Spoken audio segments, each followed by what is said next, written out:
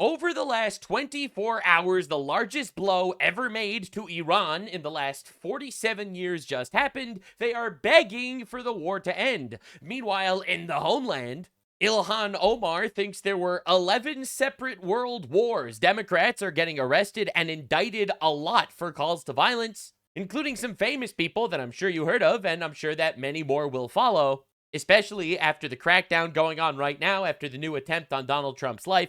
There was an attempt made on Nick Shirley's life, actually, which is absolutely insane. And the left is absolutely falling apart. Notorious leftist, shoe on head, is basically going to war with all the other lefties, because it turns out leftists just like killing babies, actually. Not exactly a policy I personally would go with if I was trying to touch the hearts of many, but it's been working for them.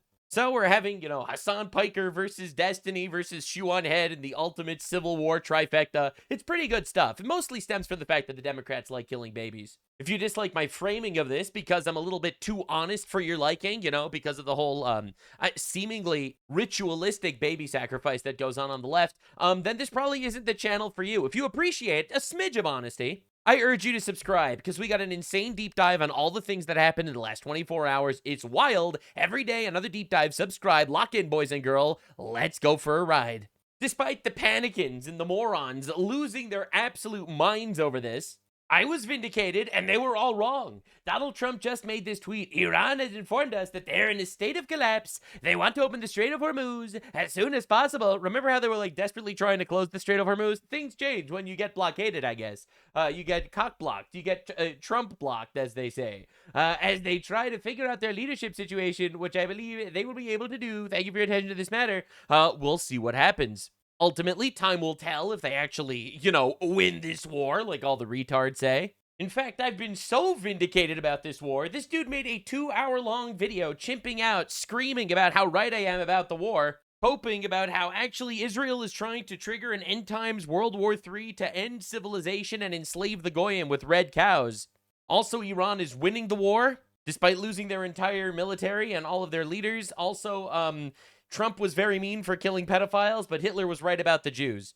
Man, those 15K views on the video must have been really worthwhile, my guy. Anyway, so breaking news, Islamic Republic has begged the Americans to resume talks in Islamabad tomorrow. Wow, that totally sounds like people that are desperately winning the war. Look how badly Iran is winning. They're winning so much, they're begging America to resume talks. In fact, they're winning so much that Trump said, I canceled the trip of representatives to go to Islamabad, Pakistan to meet with the Iranians.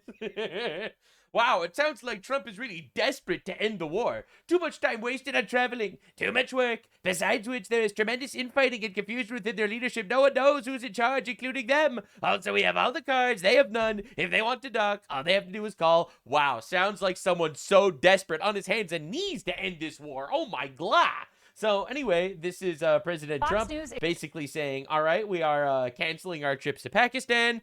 We don't need to negotiate with them. We're in no rush. We blockade them. They die and gargle in their own blood, slowly but surely. It's very effective. And if they want to actually submit to all of our demands, they could at any time. But we're not wasting times with trips and negotiations. Fox News exclusive. President Trump just told our own Aisha Hasni that he has canceled his envoy's trip to Pakistan to hold talks with Iran. Wow. Aisha Hasni sent colossal W for everyone that doesn't have to go to Pakistan. Us this direct quote from the president.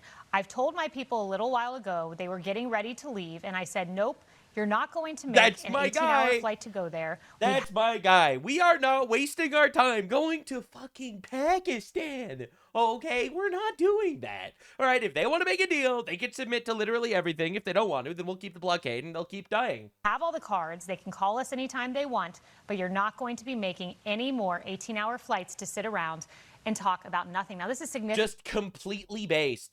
It came after the trip earlier in the week where we thought the Vice President J.D. Vance would be going. We thought we were going to go to Pakistan, and Trump is like, I actually don't care. I actually don't need to do this. We have all the cards. They're dying slowly but surely.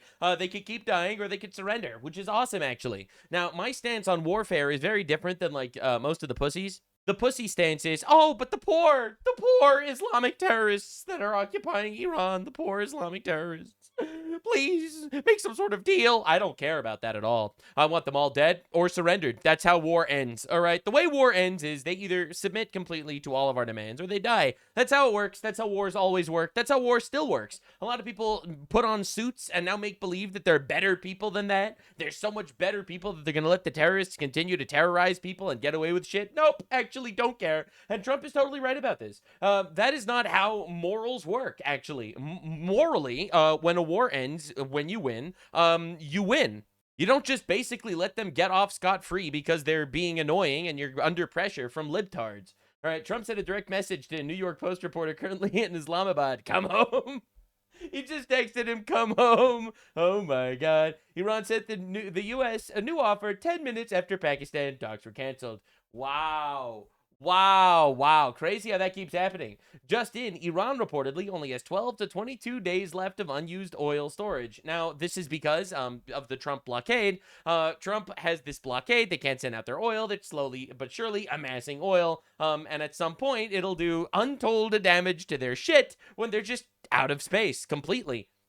Sounds like they have Trump right where they want him. It's honestly incredible. Even Netanyahu, I had an excellent conversation with President Trump. He's pressuring Iran very hard, economically and militarily. We will see what happens, obviously. No one knows. It's still up in the air. Of course, the Pope is carrying around a photo of a Muslim boy who welcomed him to Lebanon. Io porto con me una foto di un bambino musulmano. I carry around the child of a Muslim boy. Che nella visita in Libano.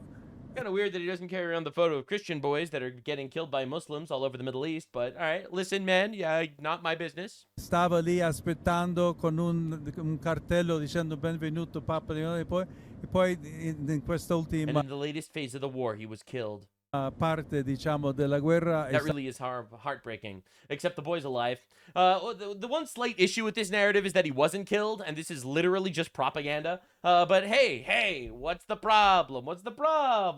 The first group of Indian migrants claiming to belong to a lost biblical tribe have arrived in Israel as part of an Israeli government relocation program.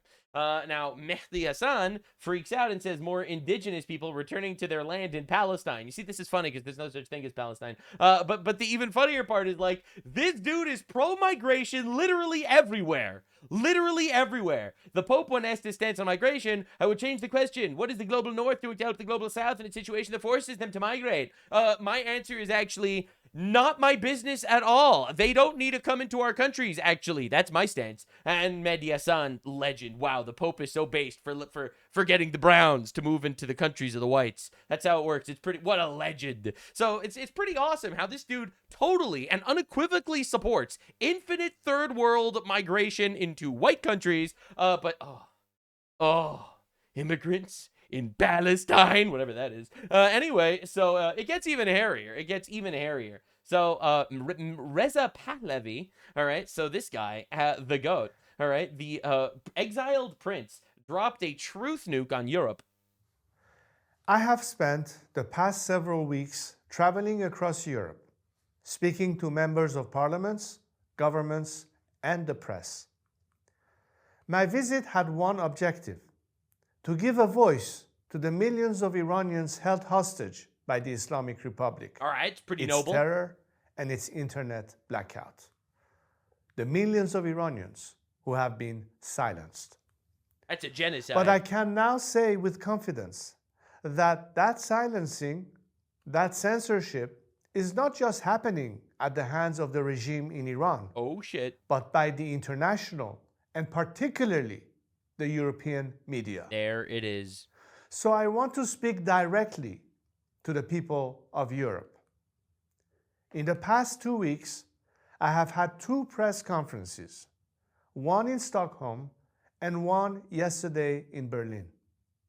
Between them, more than 150 journalists attended. We spent more than 2 hours together. And in those 2 hours, not a single of the 150 journalists asked me a question about the 40,000 Iranians That is slaughtered actually on the crazy. streets of my That country is actually crazy. on January 8th. That should radicalize the shit out of you. All these leftoid journalists that are constantly pushing their human rights slogans and their activist garbage and how Trump is a dictator and how you need infinite brown migration and deporting them is a violation of human rights. All of these dipshits are complete and utter, not only hypocrites, but they're evil. They're actually just evil. That's insane. 8th and 9th. They stand for absolutely nothing. Nothing. You know, it's like the same, it's all the guys that are freaking out. Oh my God, I can't believe Trump isn't arresting pedophiles in the Epstein files. My guy, I have fantastic news. Trump killed a regime of pedophiles in Iran. Fantastic news, guys. No one seems super excited about that, though. Not a single of the 150 journalists asked me about the 19 political prisoners That's crazy. executed in the last 2 weeks. That's actually insane. When I told them that there were 20 political prisoners currently sentenced to death, not a single one of the 150 journalists asked me about them. This should radicalize the shit out of you, man. When I stood next to a mother whose son was killed and a father whose son was killed on January 8th and 9th, and asked them to hear their stories, not a single one of the 150 European journalists asked them a question. Here, it's almost like they're just in the heart of a they're completely owned by Islam. It's crazy. continent that claims to stand for human rights, Of course. justice, and dignity, its journalists have fully abdicated their professional responsibilities and even their moral objectivity.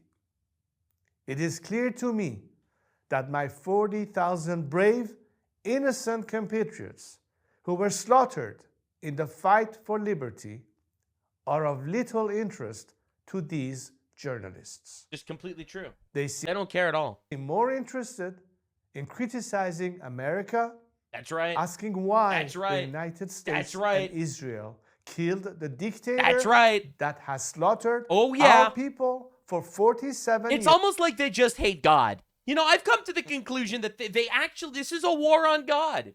They hate Western civilization based on biblical values, and they're doing everything they can to import infinite retards and barbarians and destroy us. All right, and it's almost like that fits every single one of their policies. years than criticizing the regime doing the slaughtering. They seem more interested in asking questions about Iran's past and history than about what is happening in Iran today or about the democratic future Iranians are seeking. One member of parliament even told me they didn't think Iranians were ready for democracy. Wow, dude. But to that member of parliament, But you know who is ready for democracy? 1 million Pakistanis that we are importing into England today, ladies and gentlemen. to those journalists, I remind you, Iranians aren't just ready for democracy. 40,000 people just gave their lives for it. Damn, bro. And I won't let that be in vain. So know this, whether or not Europe stands with us, whether or not your journalists do their jobs, whether or not your politicians demonstrate the courage to act, I will fight for my people and my country. Even if we have to do this alone, we will fight until Iran is free. Damn, bro. That is crazy. So anyway, this one post alone, this one tweet, as you can see, it already has 11.4 million views, which is pretty insane, actually. And Donald Trump is echoing this ideology. The Chancellor of Germany, Friedrich Merz, thinks it's okay for Iran to have a nuclear weapon. He doesn't know what he's talking about. If Iran had a nuclear weapon, the whole world would be held hostage. I am doing something with Iran right now that other nations or presidents should have done long ago. No wonder Germany is doing so poorly, both economically and otherwise. President Donald J. Trump, bro, is dropping straight nukes. And the world is waking up to the absolute cucked, immoral, bullshit behavior of the Eurotards, of the radical, honestly, it's not even the Europeans' fault. It's the radical leftoids that are running this whole shit show. All right. So German reporters, in fact, asked him, are you an agent of Israel? Now I see. I have a personal question, since we can see outside that you're By the way, German reporter in quotes, because it's probably a Muslim guy, immigrant. Here with the help of the lobby group Europe-Israel Press Association. The Israeli government supports you taking over in Iran, and the same government, that's the same government that started. Wow, I can't believe the Israeli government wants the guy that's beloved by the Iranian people to take over as the leader of Iran instead of the dictators that are slaughtering people in the streets and organizing terror organizations across the world. Wow, I can't believe this. A war of aggression against your country with the U.S. It's not a war of aggression against his country, all right? It is a war against the Islamic regime that's occupying the country for 47 years, massacring their own people, trying to build nukes to fucking kill us, bro. Hello? Hello? So many people around the world... If it was a war against their country, would have dropped the nuke on them. We didn't do that, because the war is not against the Iranian people. It's against the dictators. Think that you are an Israeli asset. Are you? Of course not. But I'm a friend to Israel and the Jews, and I tell you why. Get ready. Because again, as a descendant of Cyrus the Great, we take pride of the fact that the very cornerstone of human rights happened at the time that Cyrus the Great, through his cylinder, which is displayed worldwide, that is referred to in the whole of nations as the United Nations, was what coined the very principles of liberty when he freed the Jewish slaves in Babylon and helped them rebuild their temples in Jerusalem. Iranians and Jews have a biblical relationship. Get ready for this. In fact, the only two countries that can claim that.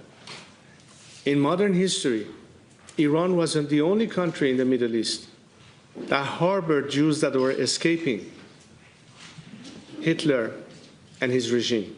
Bro is in Germany right now, by the way. The guy's like, hey, are you an agent of Israel? And the Shah's response is no, but my grandfather refuged them while you guys were burning them in ovens. Literal. Oh my God. Oh my God. This dude has like actual balls of steel. That's insane. Oh my Lord. Oh my Lord. Now, Israel sent Iron Dome systems to troops in the UAE, the United Arab Emirates, during the Iran war. You know, one of the things that everyone keeps saying is, oh my God. Oh my God. Trump is causing all forms of destabilization everywhere. Meanwhile, you have the United Arab Emirates and Israel sharing weapon technology. Hello? Hello? The Abraham Accords prove that Israel is a reliable ally, that it is not a threat. This is coming from one of the top speaker guys in the United Arab Emirates. All right? Now, here's the craziest twist of the day, and this is like, this shocked the shit out of me, I'm not going to lie. I did not think this would happen. The UAE just exited OPEC. Oh my God! Iran's decision to attack its neighbors is facing consequences. So OPEC is the oil organization, basically a cartel that monitors how and marks how much oil different countries are allowed to use and sell. So the United Arab Emirates, OPEC's third largest oil producer, announced it will leave OPEC and OPEC Plus effective on May 1st. The move would free the UAE from the cartel production quotas. They're not scared of Iran anymore, allowing it to pump oil at full capacity, set its own export strategy, and price crude without group restrictions. So one of the things OPEC was doing was artificially increasing the price of oil, because you know they have different farmers and shit, all have the right to have an opinion and whatever, which is an obvious mistake. People with the rights to opinion, that's crazy. Anyway, that could pave the way for higher UAE output, stronger state revenues, and downward pressure on global oil prices. Lower prices and increased supply would likely be welcomed by President Trump, who has long criticized OPEC production limits and called for cheaper energy. This would make energy cheaper worldwide, actually, because this basically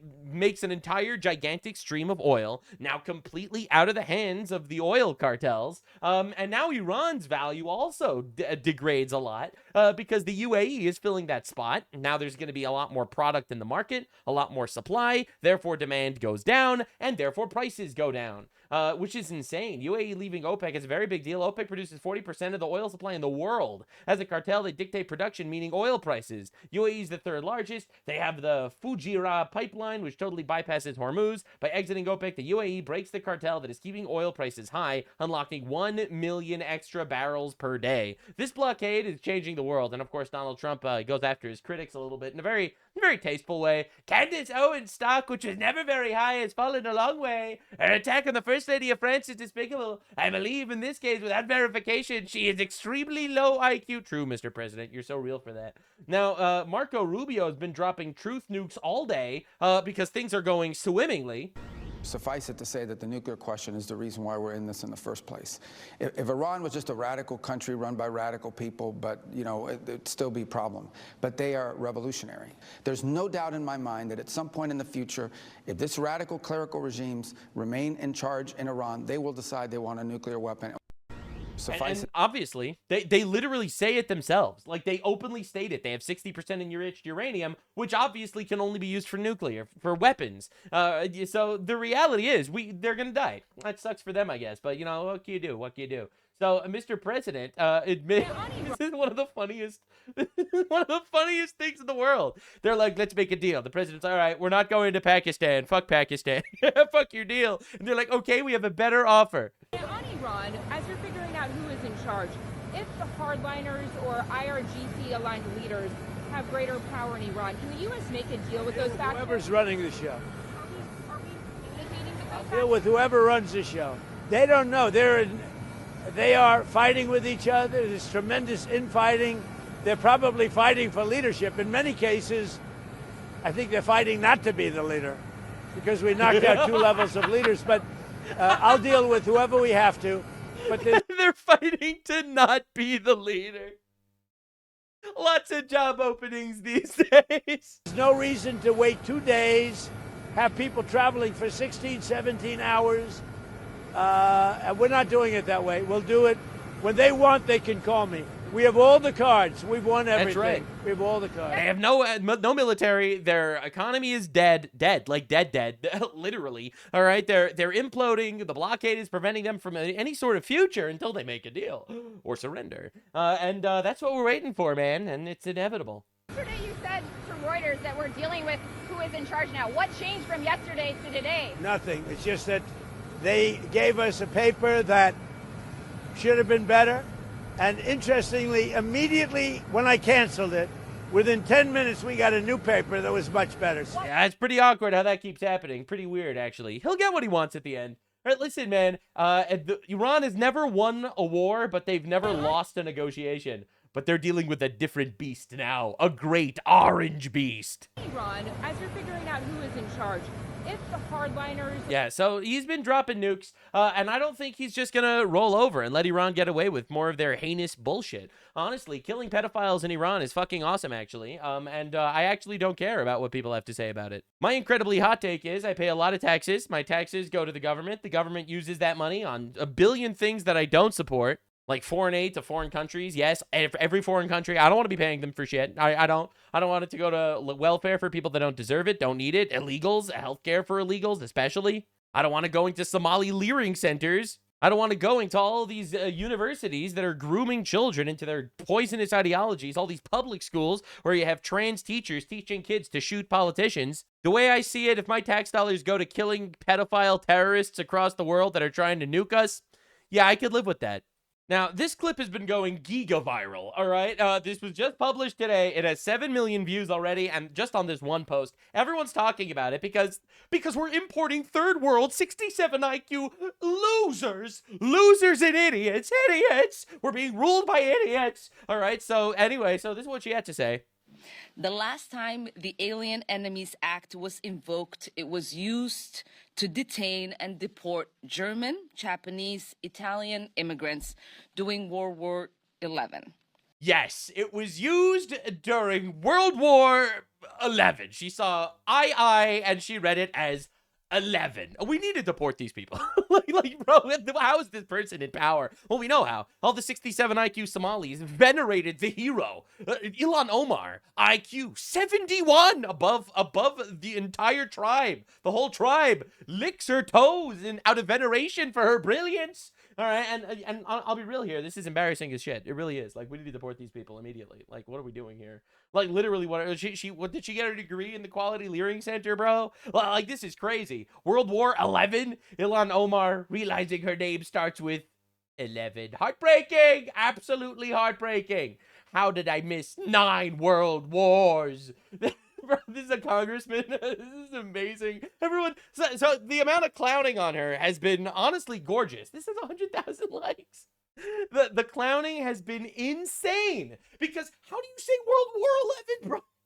How do you do this? Man, you know, I'm really scared Trump is going to bring us into World War 12 with this whole Iran situation. Oh my God, could you imagine when World War 3 starts? Ilhan Omar will think there's 111 world wars. This is heartbreaking, man. And are we surprised? This is at the Minnesota State Capitol. This was yesterday at the Minnesota State Capitol.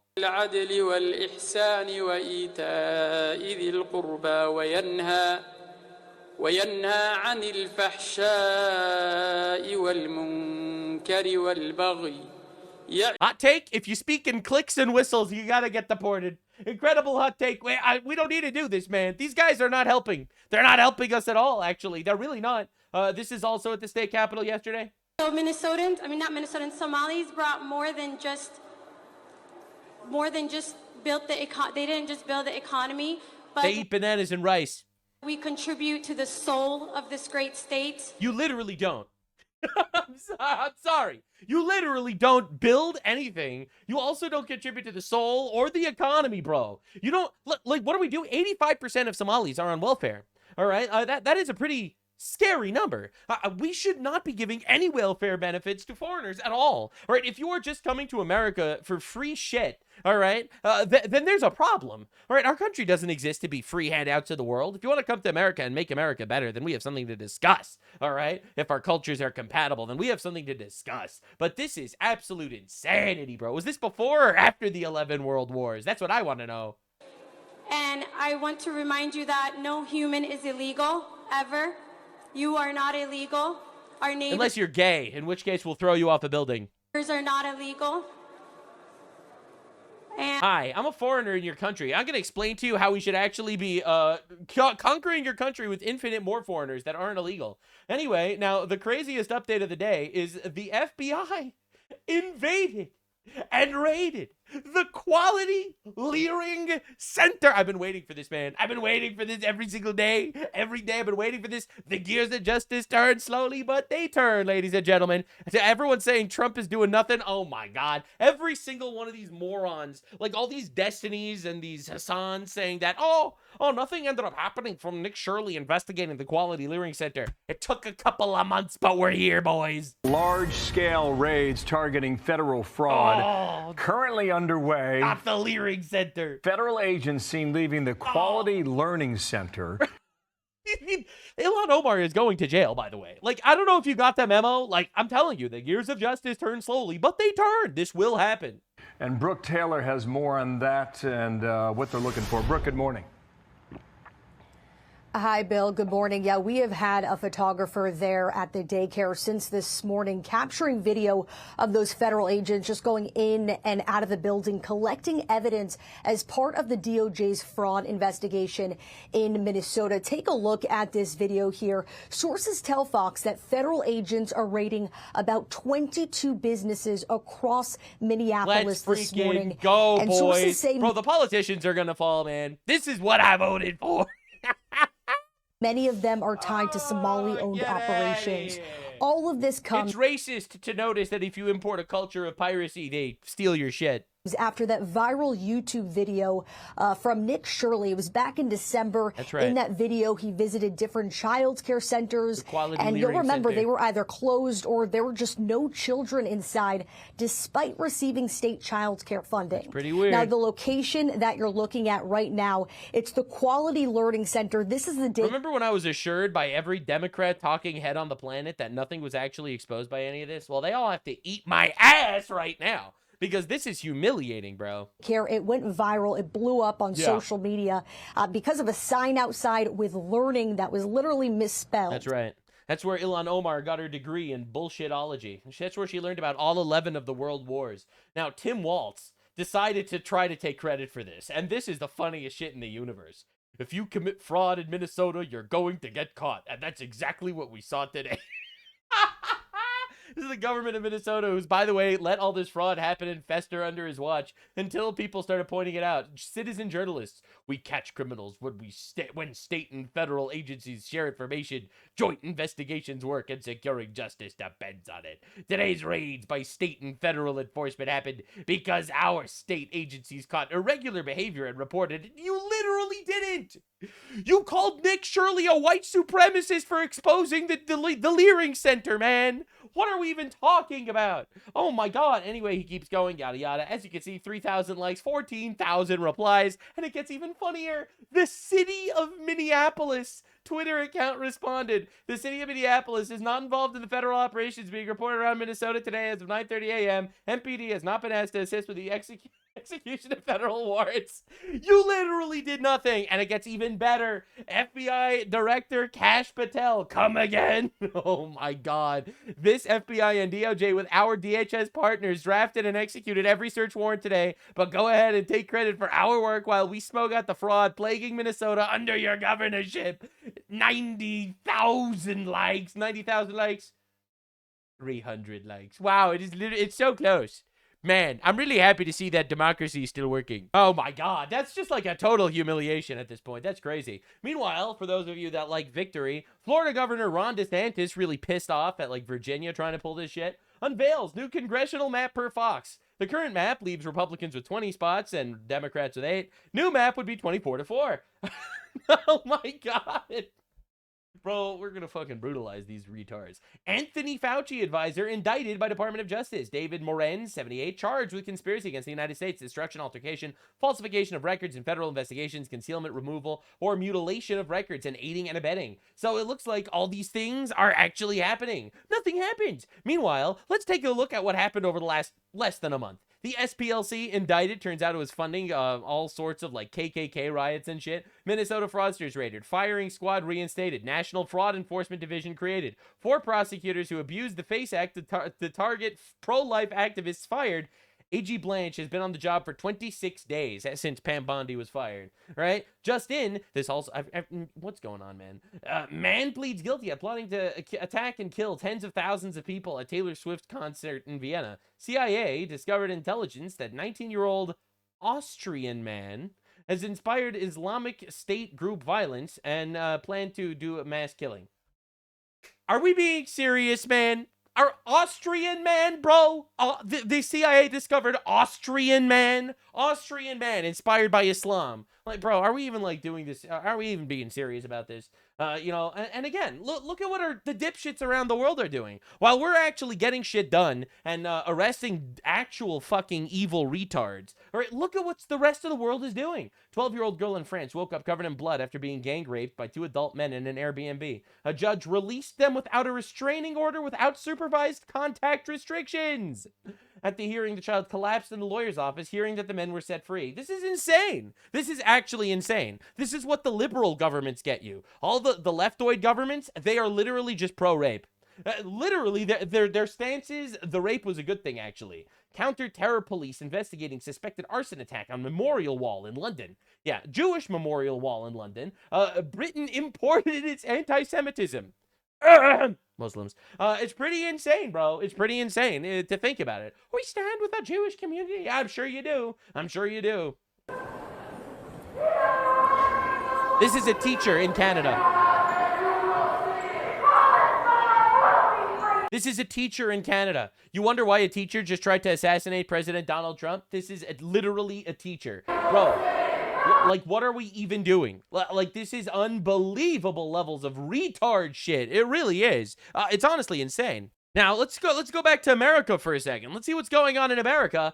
The DOJ just indicted disgraced former FBI director James Comey. CNN, the Department of Justice has indicted former FBI Director James Comey for a second time. Let's Kristen go. Holmes is live at the White House with more. Kristen, we should let our viewers know for context, he was previously indicted in September of last year on federal charges of making false statements and obstruction of justice related to his testimony. Those charges were later dropped in part because the judge ruled that the interim U.S. attorney who brought them lacked authority to do so. But now we're learning that the administration has now sought charges against Comey again. That's awesome. right, and that he was. That's awesome, by the way. Yeah, we end up bringing in this former FBI guy, right? He ends up some woke judge lets him off on some bullshit technicality. Trump administration be like, I'm gonna fucking do it again. Indict him for something else. oh, something's gonna stick. Oh my god, but he's going after his political opponents. Fuck yeah, that's right. Oh my god. But aren't you afraid the Democrats are gonna do that? Are we being serious? Like, are we being serious? They tried to jail Trump. They jailed every January 6th protester that they could find, right? They tried to jail Trump. They tried to kill Trump. They tried to do everything. They banned him from social media. Like, oh my God, what if the left ends up trying to do mean things? Are we being serious? Indicted as For the record, anyone that committed these crimes and is vastly corrupt in government, I want them to face the consequences, left or right. So in this case, going after your political opponents for real things is based as fuck, actually. second time by the Justice Department. We do not know what these charges are. Just when it comes to what you were referring to, one of the things that we had heard from inside the White House, inside the Trump Justice Department, had been this idea that even though the judge said that he was throwing out the charges, that they could bring additional charges later because of the fact that it was all about that interim attorney, Lindsey Halligan. There was a belief inside of the Trump administration and inside the White House that they would be bringing charges again. And I can tell you from talking to people who are close to President Trump, this was somewhat of a priority for him. He wanted charges brought against James Comey. That's right. He went after him. He targeted him personally, and they got him. Oh my God. Is Trump going after his political opponents? Is this just some sort of vendetta? Yeah, probably. And you know what? I don't fucking care at all. If this guy's guilty of that shit, put him in jail forever. I don't care. I literally don't care. Oh my God, but doesn't that make you think that Trump is petty? Yeah, this is what's going to convince me that Trump is petty, that Donald Trump is petty. Yep, great day today for everyone, except for leftists. They're having a very rude awakening. So this is a story, a discussion between two leftoids. This is Bill Maher talking to David Cross. And honestly, I think it's pretty impressive that we've gotten here as far as the cultural zeitgeist. You need to be checked. People need to be checked. I think they'll be... including your little girl. Okay. She needs to be checked. I don't know what. Fuck that bitch.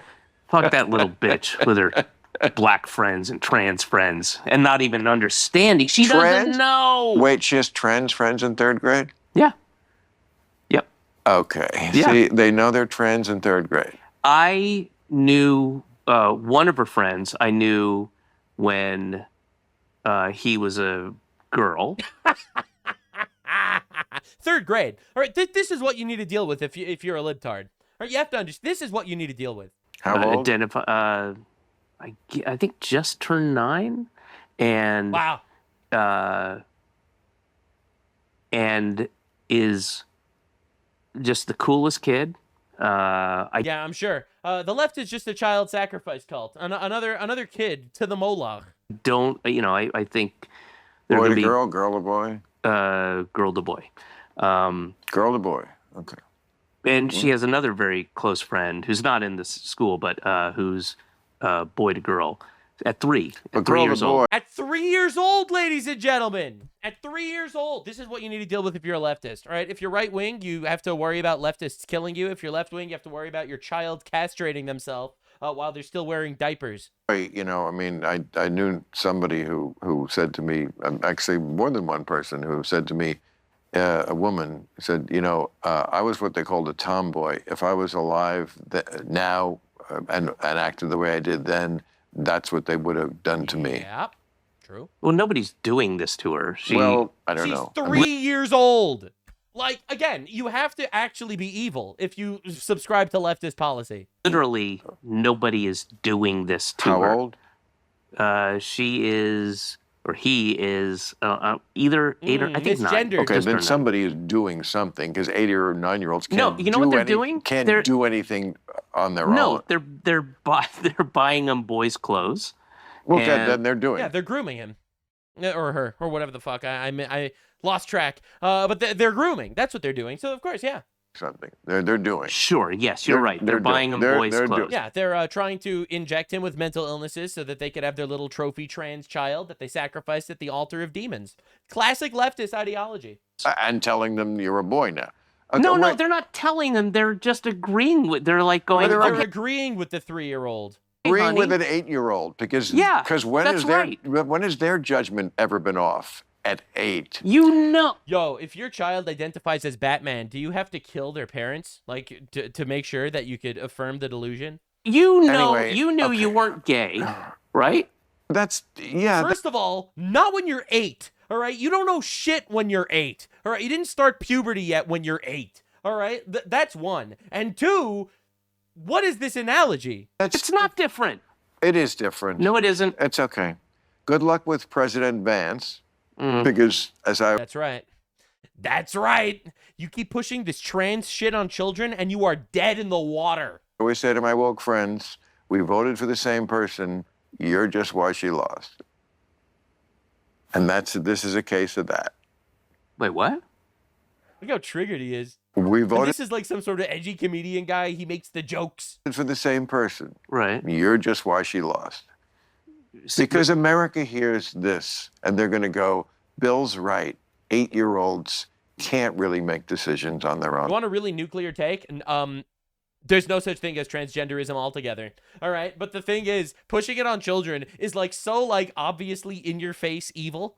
like even the leftoid, even the brainwashed leftoids can't like figure a way out of this shit. Like this. That's what most people are going to say. And this is where the Democrats are with David Cross living in Brooklyn, with Mandami Loving. And this is why, we're going to vote for J.D. Vance. And that's I don't think that's it's America in a nutshell. I don't. Doesn't mean I don't love you. Yep, and this is where we're at, man, and it's crazy watching this happen. And in fact, no one's surprised by this. This is Finster, some famous YouTuber guy. This is a man who basically was a man who started doing like cross-dressing as like some sort of cool trend. He would dress up as a girl so that like people would donate money to him, and he would do that more and more and more and more. And now he's transgender. He literally got groomed by his audience into becoming transgender.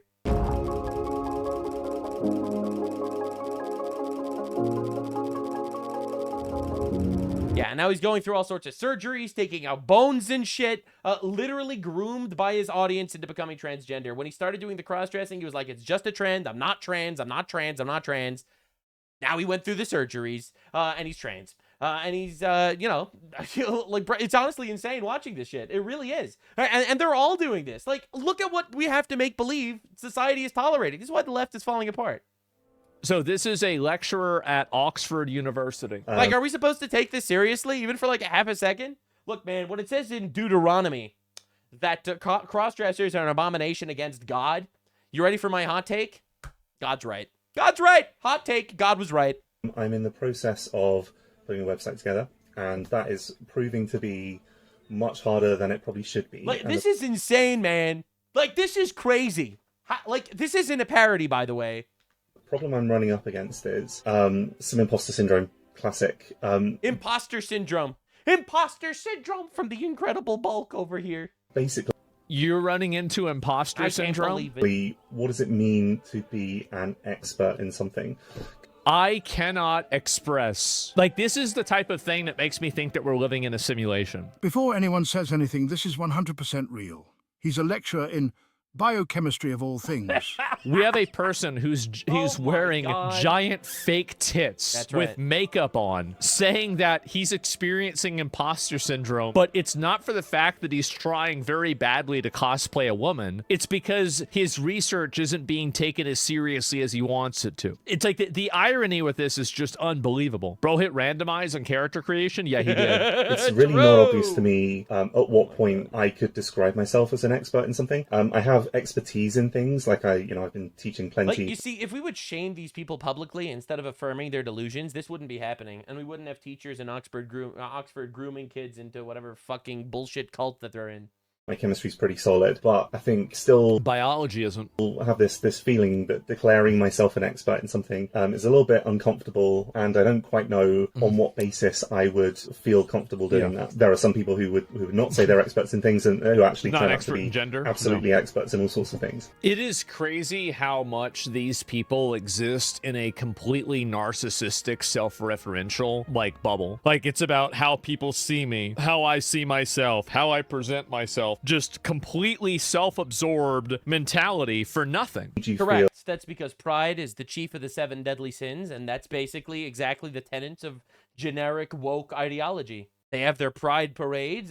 They will be wrathful and shoot you if they don't like your politics and celebrate your death. They lust after these infinite debaucherous orgies of hate and sodomy. They're envious of people that actually have families because they have aborted all of their children on the way. They're greedy, and therefore they want to redistribute the wealth of people that earned the money to people that didn't. And they're not willing to get a job. They just bitch constantly. They're slothful as fuck.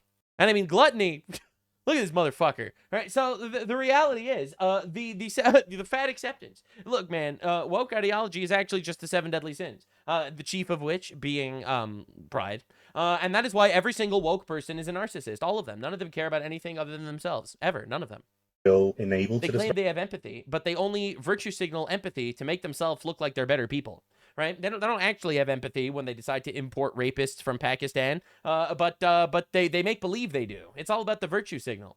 Yourself as an expert in something? Yes. And if you're not, if you're very much like me and thinking, not quite sure if I can call myself that yet, what do you think? Well, anyway, I think I don't want to listen to this anymore because it's weird. Here's the thing. I view these like weird gender, things like this. I view this as what I've called before, like frame indicators. The moment that a person tells me that they don't know how many genders there are, that is the moment that I stop listening to them. Because there will be some things they get right. But the problem is that when you get something wrong on such a profoundly fundamental level, it indicates an impairment of judgment. It's kind of like, for example, like driving drunk. 99% of drunk drivers don't crash. But would you trust that? Of course not, because they're fucking drunk. You would never trust a drunk driver, even though 99% of the time they don't crash. And so scroll away. Yeah, that's a terrible example, in my opinion. I get what he's trying to say, but I think the analogy is not great because you see, the thing is, 99% of drunk drivers don't crash, I guess, or whatever the numbers are in his analogy, but 100% of these cross-dressing transgender people are retarded. If you don't want to admit there's 2 genders, you just don't live in reality, and there is no purpose in discussing anything with you ever. And we need to absolutely shame the ever-living shit out of these people because they should be embarrassed to walk around like this, honestly. They really should. And we need enough people to have the balls, see what I did there, to brutally humiliate these people in public because he is an abomination against God. Now, while the media is constantly running defense for libtards, talking about how actually, it's right-wing people that use violent rhetoric, as the president of the United States almost gets assassinated again, I have to talk about the responses to all this. I'm sorry if I'm harping on it, but it's just insane that they keep doubling and tripling down.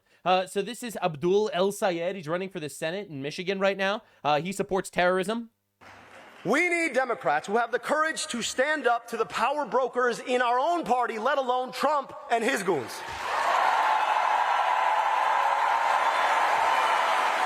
We don't back down. We don't back down. We don't back down. With all due respect, if they go low, we don't go high. We take them to the mud and choke them out. We need Democrats who have the courage. Wow. Yeah, if they go low, we will kill them, actually. We'll just take bullets and put them in their heads. Classic leftoid. Now, one of the major endorsers of this guy is a little terrorist known as HASAN PIKER.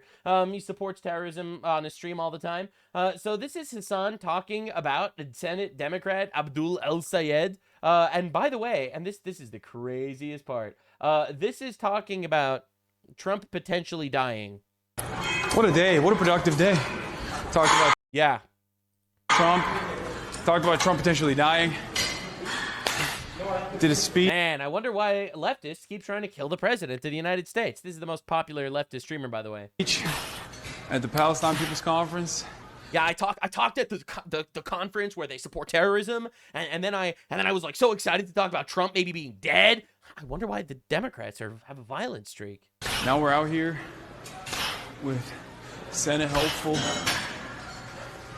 Dr. Abdul El Sayed. There it is. There it is. It's him and the guy running for Senate in Michigan standing together, honestly just super fucking thrilled about Trump dying, maybe. So again, this is just insane shit, and this is everywhere, all of the time, constantly broadcast, right? And one of the major leftist arguments is that, oh, but Trump calls Democrats mean things also. There is a celebration of death at the core of the leftist ideology that does not exist in right-wing politics. No matter the amount of actual hateful terminologies and rhetoric used by Trump, it will never be the same because the right fundamentally believes thou shalt not murder and the left does not. So we are dealing with just fundamentally different people. In fact, HASAN just tweeted this today. If the president doesn't want to be called a Nazi, perhaps he should stop behaving like one. Now, I love when people make these actual tweets. First of all, HASAN Piker is going to go to jail at some point. It's inevitable. It is inevitable. Trump is starting to crack down on all these indictments and shit. He's going to jail. In fact, we have a lot of... I have spoken to people that desperately are working on it, that have ears in high places, that are going to... Anyway, we'll save that for later. But exciting things are coming. It's happening inevitably. But now, my favorite thing about rhetoric like this, actually, is then kill him. Then we should kill him, if this is true. If it's true that he's a Nazi, we should kill him. We should kill Nazis, right? So if the president doesn't want to be called a Nazi, maybe he should stop behaving like one. Holy shit, he's behaving like a Nazi. We should kill him then. Right? See, that is my line of thinking here. And that is every single leftist's line of thinking, too. Which is why they'll actually celebrate the assassination. Or the attempt, thank God. They're all failed. They're all giant failures. You know, thank God. Leftists, they hate guns a lot, but they manage to shoot Republicans a lot too. Thank God they're gay and retarded.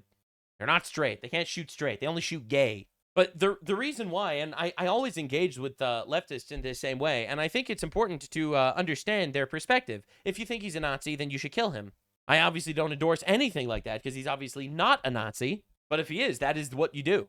And that's the ultimate destruction of this entire rhetoric, all right? So this is Anna Navarro, bro, I don't know what the fuck. This is Anna Navarro, happy that everyone, especially the Trump admin officials at the White House Correspondents' Dinner, were terrorized by a shooter. But, you know, now that, so that room was full of some of the most important political leaders in the country right now. Right. Now they know, they've lived it in their own flesh, the fear that our school children go through. Yes. Now they know what... So I guess teachers should have guns to protect the school children. It's like to have to jump under a table the way that school children jump under a desk. And we are a country... She is literally celebrating the attempted assassination of the President of the United States. That is vulnerable to this. We have now seen shootings in malls, in churches, in temples, in Walmart. We saw it with the Republicans. And so, all right, and what are we supposed to do about this? you know, I still don't understand how... Oh, let's ban guns entirely. That's such a good idea. It worked in England, right? Now there's only a rape every 54 minutes in London. Wow, what a success story. Congress took no action after Sandy Hook, after 20 children between the ages of 6 and 7 were killed. But maybe now that they have felt the fear themselves, they will do something. But what I don't understand is... Yeah, so this is literally celebrating the attempted assassination of the President of the United States. And these people will face consequences. This is Wajahat Ali. For some reason, he's in the country. He's from Pakistan, which means you know. And this is what he had to say. I think most of the country is just done. We're like, mother effer, just die. Just leave. Just like, you know, let the Grim Reaper come in and take you from your cankles.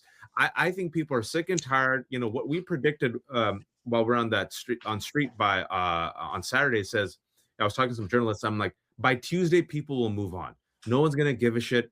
I think. Well, we're still giving a shit that you tried to kill the President of the United States and you celebrate the murder of any single person that has a different ideology than you. Yep, we're still giving a shit. You need to get deported, bro. We need to start deporting these people. Bro wants to lower the temperature by saying, die, Mr. President, die, motherfucker. What are we doing here? All right, this is Democrat Representative Dan Goldman blaming President Trump for the assassination attempt on President Trump. We know what Donald Trump's rhetoric leads to because we know many times over how his followers use rhetoric. Violence. Really? When do his followers use violence? When a Fed broke a window on January 6th? Is that the only thing you could think of? It's so embarrassing watching leftists try to make up the fact that Trump supporters are using violence. And when it's Trump supporters that are getting killed. You know, it's really unbelievable how they could just, like, they speak lies into the world, into the ether, in order to create this little fake narrative. And when they follow him. Now, that does... When? This literally never happened. Not excuse rhetoric that would otherwise call for violence by anybody. The point is that we do need to dial it down on all sides. Sure. Sure, on all sides, as we try to kill you as much as we possibly can. All right, it's pretty crazy. All right, so this is Ted Lieu blaming gun violence for the assassination attempt on Donald Trump. Political violence is never acceptable, and I'm grateful no one was injured with the shooting at the White House correspondent. Why are you grateful for that? You called him a pedophile rapist. You said not only is Donald Trump a semi-fascist, he's a jealous, petty semi-fascist. Yo, if Donald Trump is a fascist, we should kill him, right? I mean, this is a democracy. If he's a fascist trying to destroy the democracy that we have and obtain power forever, we should probably kill him, right? See, this is how you engage with these people. Dinner. I know that some of you in this room were at that dinner, and I am sorry that you've now joined the growing list of Americans who have been affected by gun violence. That's right. I am not American. I am a foreigner. I am coming into your country to talk about why we should kill your president, and also why guns are a problem and that we need to change your entire constitution. Man, I love when foreigners come into our country and immediately decide to, you know what, we're going to rape you and your values. Very cool. Love that. This is Democratic Senator Alex Padilla calling him an authoritarian after the assassination attempt. You know, when we say he's trying to be an authoritarian, people think it's an exaggeration. But when you stop and think about it, it's step by step by step. All right. He's gone after, I mean, he's brought Congress to its knees because it's a Republican majority and they're just doing whatever he wants. I wish. He's gone after the judiciary. He's gone after... Based? They fucking suck. The judge cartel needs to get obliterated. True. Based. After media organizations and... Based. Absolutely. They're slandering people. That's not legal, actually. Orders. He's gone after law firms. He's attacked... Based. They suck. Colleges and universities. Based. They're literally grooming people into becoming jihadists. It's all the typical things that authoritarian governments in other parts of the world over the course of history have done. It's almost like holy shit! You think he's an authoritarian? We should kill him then. You see, like I love how this works every time. It's pretty wild watching this happen. James Comey indicted, you know, because he said 8647, which is code for kill the president of the United States. But in fact, to just show you how gross these people are, not only will they constantly call and use rhetoric that basically means you should go kill that guy, to say it's a hoax, to say that it was planned by Caroline Leavitt. That's right, and here's the evidence. To rumble, is he not? This is right before the White House Correspondents' Dinner. He is ready to rumble. I will tell you, this speech tonight will be classic Donald J. Trump. It'll be funny. It'll be entertaining. There will be some shots fired tonight in the room. So everyone should tune in. It's going to be really great.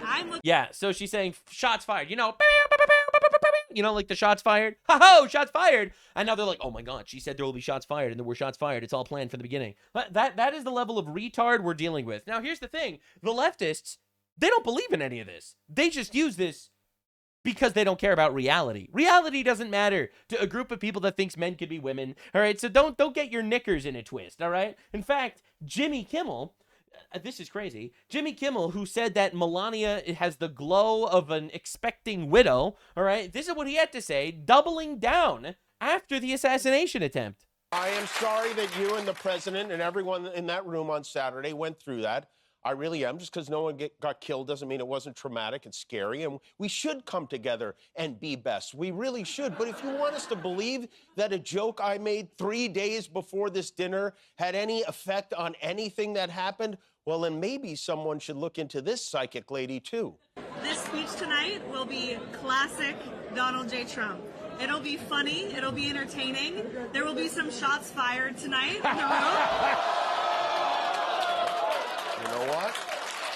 I am sorry. Yeah, because me calling for the death of the president is exactly the same as some random person saying, ho-ho, shots will be fired, as the way the words are actually used metaphorically and rhetorically. That's totally the same. That's totally an equal call to violence. See, this is how the left manipulates language to deceive you, because they're evil. They're actually just evil. They're the demons from Freeran that will use words to manipulate you. But Nux, you're using rhetoric, demonic rhetoric. Yeah, because they're demons and evil. Now, I'm not saying we should kill them, and I don't think anyone in my audience is even remotely thinking we should kill them. But they do want to kill you, and you should probably know about that. All right? You really should. So this is the craziest part. It really is the craziest part. Watching this actually happen. This is CNN defending Jimmy Kimmel, saying that Melania has the glow of an expecting widow. It's amazing that we sit at this table and everything is Donald Trump's fault. And when you call and put up a picture of the First Lady and you laugh about her being a widow and her husband being killed who's already been shot, that somehow that is Donald Trump's fault and he's mean to Jimmy Kimmel and wants Jimmy Kimmel gone. I don't know who you talked to the White House. I'm around the White House. I promise you a lot more than you are. The president has not talked about this at all. Well, I also, at all. Like, sure. it's on the list of things he gives you know what about, it's down here. But when you go on TV... The thing that he sent a Truth Social post about this? After it was said, you can respond. Oh my God, he made a tweet about Jimmy Kimmel after Jimmy Kimmel was praying for his death so his wife could be a widow. Wow. Wow, I can't believe he would make a tweet about it. And by the way, if this was a joke, Jimmy Kimmel could have immediately been a comedian and said, hey, in light of what happened tonight, that was a joke. I apologize for it. I'm sorry. Because Monday. A real comedian would say, but he didn't. And you want to know, you would do it immediately. At Twitter, I can tweet right now on your show. But hold on. I think the he question doesn't. He knows he's not going to get fired, but he wanted her to be a widow. Do you think he was referring to Donald Trump being murdered, or do you think that he was referring to a 56-year-old woman who is married to an 80-something-year-old man? I think when you've been... What the actual fuck are we doing? Like, are we being serious? We have Jimmy Kimmel. We have CNN. By the way, these people are like the triggered people. These are the people that say you need trigger warnings and microaggressions, and if you use the wrong pronouns, we should throw bricks at you. And these guys are being like, when the talk show host was literally on his knees, begging and praying for the death of the president of the United States, do you think he wanted him to get murdered or just die of a heart attack? What are we even doing here? Shot at 3 times, and now, or this being the 3rd and 4 different times he would try to kill you. Yeah, I'm going to go out there and say Jimmy Kimmel's a smart guy, and I think he's saying a widow, and I think the audience laughed that way. They weren't laughing at an age joke. I'm not going to try to be clairvoyant about what Jimmy Kimmel It's a weak meant, stretch. But I will say that we played the lead up to the joke so that you could hear the rest of the context. I'm not saying you need to like the joke, but the rest of the joke was the president. What if something were to happen to the president tonight? Is there a doctor in the house or Jesus? We've been here before several times with Jimmy Kimmel. I mean, he hates Trump. I think the first lady. Nobody's questioning that part. No, he's crossed the line. Nobody's questioning the line. I love how the left is like, he's a comedian when he says, I hope you die and your wife's a widow. God forbid you say the N-word, because that would be a step too far. All right, so this is Hakeem Jeffries, who's responding to the fact that he said we need to declare maximum warfare against Republicans right before the assassination attempt. This is him doubling down. As it relates to anything that has been said. Hakeem, a fine American name. Certainly as it relates to the comment related to maximum warfare everywhere, all the time, in connection with the redistricting battle that Republicans launched. I stand by it. You can continue to criticize me. I stand by calling for warfare against the Republicans, in case you were worried about possible lowering of the temperatures in this moment. It's because they want you to die, actually. It's really not that complicated. Like, a lot of people try to overcomplicate this. They just want you to die. This is a 7th grade Ohio school teacher. You mean to tell me that a pedophile was almost eliminated from this earth, and I'm supposed to feel anything other than disappointed? Right. Any evidence?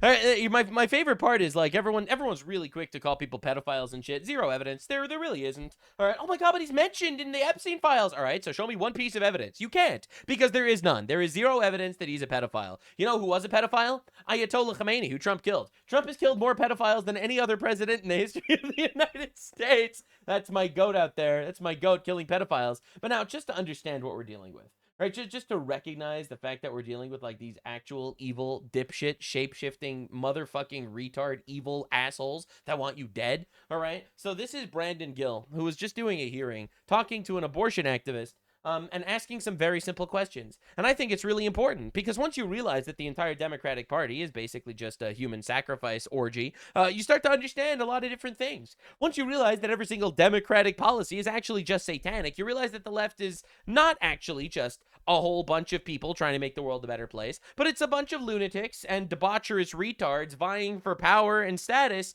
following every single satanic principle in the actual book. You're an advocate for abortion, for abortion policy. What's your favorite type of abortion? Great question. Great question. This guy's awesome, by the way. I'm an advocate for patients having access to the full realm of reproductive health care. But do you have a preferred method of abortion that you like? I do not. Let me read through a couple different methods, and I want to get your take on how much you like these. The first type is called a suction abortion. This is when the cervix is dilated and a strong suction, 29 times the power of a household vacuum cleaner, tears the baby's body apart and sucks it through the hose into a container. Do you prefer that method? I stand by my former testimony. Look at her, disgusted, visibly disgusted, because when you actually know that they're killing babies, you start to realize, wow, these people are evil. That sounds kind of gross, doesn't it? Sounds pretty gruesome. Do you agree? It does to me. I stand by how I answered your question fully and accurately. Okay, what about this one? The crazy thing is they don't even explain to moms what they do to the babies. That's honestly the scariest part, because did you know that statistically over 50% of mothers that are that see the baby's heartbeat on like an ultrasound decide not to do the abortion? You know, because they're murdering an infant, especially their own child. You know, literally the most evil thing you could possibly do. You know, I'll be real. When I'm reading the Bible and I see like a chapter dedicated to how parents should not sacrifice their children to the Moloch, I'm like, do we really need an entire chapter for this? What parent is gonna do that? Well, anyway, welcome to the Democratic Party. You thought men were brutal because a billion people have died throughout all of human wars, throughout all of history? Well, 1.3 billion babies were murdered by mothers in the last 50 years. It's called dilation and curettage. After dilation of the cervix, a sharp looped knife is inserted into the uterus. The baby's body is cut into pieces and extracted, often by suction. Do you prefer that method? What I believe we are here to talk about today is the FACE Act. We are not here to talk about I'm asking the you, you're legality a of pro-abortion abortion. advocate. I'm asking if you prefer the access to dilation and curettage method. I am a access to reproductive health care advocate. You don't want to In other words, baby murder advocate. talk about abortion itself. Why is that? I would prefer to talk about the reason that the committee called the hearing. Is it which because the it's freedom of uncomfortable to talk access. about? I would prefer It should be uncomfortable. I would prefer, if you would let me finish my statement, to talk about the Freedom of Access to Clinic Entrances Act, which is We're what I talking was about asked to come what that here to access talk about. gets. How about this one? It's called dilation and evacuation. Forceps are inserted into the uterus, grabbing and twisting the baby's body to dismember him or her. If the head is too large, it must be crushed in order to remove Sickening. it. Do you prefer? What do you say? If the head is too large, it must be crushed in order my God. to remove it. Do you prefer that method? I would prefer to talk about the reason the hearing was called and You know, this is why women that get married become right-wing almost every time. And it's because once they have children, they realize what's going on. This is a nightmare. This is a nightmare. Like I want to cry. You know, I actually want to cry. This is an unbelievable tragedy. I can't believe this is happening. We're having a child holocaust every single year in our country. And for some reason, we're supposed to make believe this is okay. and the basis of my expert testimony. It's uncomfortable to hear this, isn't it? Congratulations, Adolf Hitler. Your work has lived on. It is. I think it is, because it's barbaric and evil. True. How about this one? It's called the saline injection. It's when a 20% salt solution is injected through the mother's abdomen into the baby's amniotic fluid. The baby's skin is burned off. The baby ingests the solution and dies of salt poisoning, dehydration, and hemorrhaging of the brain. Do you prefer that method? Oh my God. I would prefer to talk about the subject of the hearing. This is the subject of the hearing. This is about protests outside of abortion clinics. I'm asking you about abortion. I stand by my prior testimony. Okay. I wouldn't want to talk about this either if I were you, because it is barbaric and evil. Yeah, it's actually shocking. So yeah, so the party that advocates for this also want you to die. In fact, why would I believe them when they say they don't want me dead? I pose a threat to them. All right, I have some sort of tiny amount of influence in the world. Please keep sharing my videos and subscribe. I have some tiny amount of influence. I vote against them. I make their life worse by their subjective understanding of the value of life. Why wouldn't they want me dead? They want these babies dead. They celebrate the death of these babies. These babies did nothing to anyone. There are more parents looking to adopt right now than there are babies up for adoption. All right, these babies would not end up on the street. All right, there is really no reason to kill these babies. They do not pose some sort of threat to their culture or their people. The reality is, if they would do this to 1 million babies a year, and in fact celebrate it in every single TV show out there, why would you believe them if they tell you they don't want to kill you? Because I don't. Sorry for the honesty, but that's what you're going to get here. Now, apparently, with all this talk of political assassinations right after the attempted assassination of Donald Trump, Nick Shirley, there were attempts on his life too. So the threats and the risk They just raided the Somali Leering Center, so I understand why they're upset. actually very real. In fact, today, April By the way, 27th, I get death threats every day too, so like I know he's right. I get daily death threats. is a day that I'm supposedly supposed to die according to a threat made on the internet.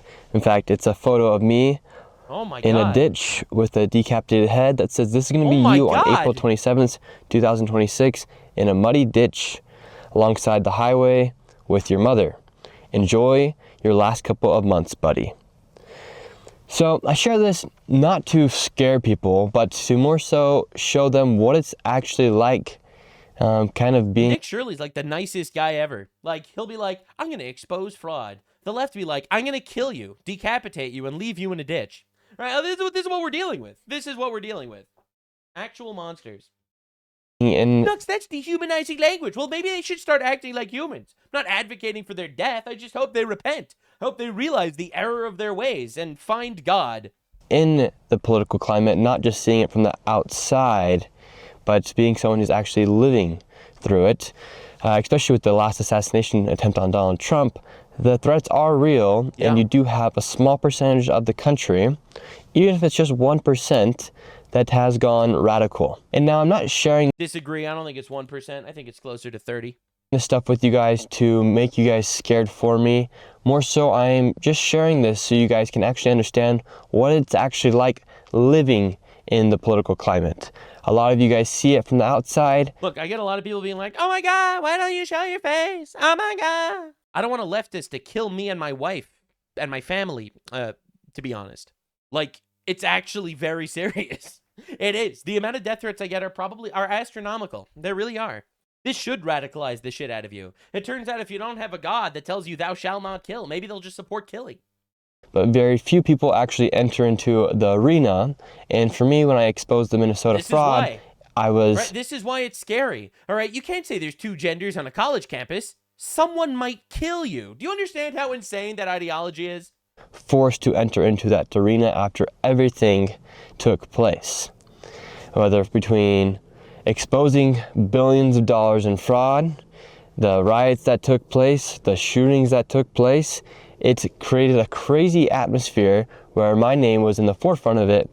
And at that time, actually, in Minnesota, you had people posting signs on street poles that said this. These were on signs in Minnesota. It says, Nick Shirley brought ICE to Minnesota. He helped kill Renee Good. Do not... They always do this, by the way. They always do this. Every single one of these people. You know, they will attribute every single possible sad thing ever to you. Because they don't like you. And because they want some mentally ill radical to kill you. They want you dead, actually. It's honestly insane. It's honestly absolutely insane. Not let him in your business. If you see this man, tell him to kill himself. This also, is just Renee Good commits suicide by cop. an example of some of the crazy stuff. But she died as she lived, protecting pedophiles. That was said and posted around the internet, and not on the internet, but on literal street poles inside of Minnesota. And a lot of other stuff took place, such as people saying, Charlie Kirk needs a sequel. Send Nick Shirley. I get so many of those. Hate mail. He needs to be deported to Russia so he can be a Nazi there. Nick Shirley is a Nazi. Nazis don't deserve to live in the Midwest, and we are kicking them all out until their ideology is dead. You will pay for your crimes, don't worry. And then at the same time, you have these people listen to watching clips of very popular streamers on the internet openly saying stuff like this.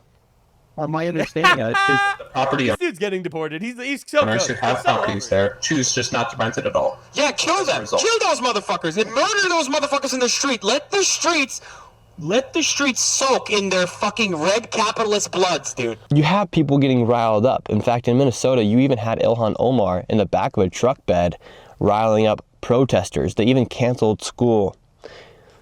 And it led to even more people going out into the streets of Minnesota. But I'm talking about these threats because they actually are real. And after they tried to assassinate Donald Trump for the 4th time. Been more than 4, actually. People don't pay attention, but breaking into his house to try to kill him, trying to break into the White House, ramming through a fence to the White House to try to kill him, multiple Iranian plots to kill him, cyanide poisonings, which people forget was a thing that happened twice to try to kill Trump. Right? There were 3 shootings. Figured, all right, I'll share my experience with this, as people are openly making threats to me as well. Now, these are just a few of them. I still get threats consistently when I go travel now. Yeah, the shock of all shocks is he's not saving all of them. I don't save them all either, to be honest. Have security, and it's all for exposing fraud, which is a bit crazy to think that for exposing billions of dollars in fraud, now I've exposed $2 billion fraud industries with what happened in Minnesota and also what happened in California with the hospices and the Medicare fraud that took place there underneath Medi-Cal. And that fraud is so big, and this fraud that's taking place inside our country is so big and so deep that you're seeing it. It's very hard to unravel because that's how intertwined the fraud is. People in Minnesota have been charged and have been caught for fraud in the autism centers, in the daycares with Feeding Our Future. In fact, the daycare that I visited in the video that had received around $3.6 million was that daycare that was running Feeding Our Futures, and when I showed up to their daycare, there were no kids. In fact, that lady... The craziest thing is, why would they try to kill Nick Shirley? Like, why? Like, why? What is he doing that bothers you so much? That he's investigating fraud? It's because they don't care. It's because they would kill you. They'd kill their own babies. You think they won't kill you if you oppose their political ideology? It's so obvious that it's just a power grab. It's insane. Who was running that daycare even tried to flee to the United Kingdom, but was stopped at the airport, and then she pleaded guilty here inside the United States. So these people are getting caught. However, the prosecutions and these arrests are taking a lot longer than we all want. But the fraud is very real. And for you to expose fraud inside the United States, you'd think it'd be celebrated, especially by the governments inside of these states. However, as you guys have seen time and time again, the governors then come out defending the fraudsters versus the person exposing the fraud, creating this weird paradox where their radicalized group of a small percentage, the public that they're trying to speak to and the public that they're trying to get their votes from, then has that little subset of people who actually are radicalized. And look, he's being really nice about this. I think the majority of leftists want you dead. I do. That's what I think. Now, the radicals that he's referring to, I think, are the people that are willing to ruin their entire lives to kill you. I think those are the radicals. And I think that's only like 1-2% that would actually kill you if they got the opportunity. The rest would only celebrate your death. And they then go after the person exposing the fraud. While the majority of the country, I would say about more than 90% of the country is happy that this fraud is being exposed, because we all pay taxes and we don't like to see our money go to waste. However, when politicians... We don't all pay taxes, unfortunately. I do think that either A, I should not be paying taxes anymore because I'm really tired of this shit, or B, if you don't pay taxes, you don't have the right to vote. I think that we need to institute that immediately.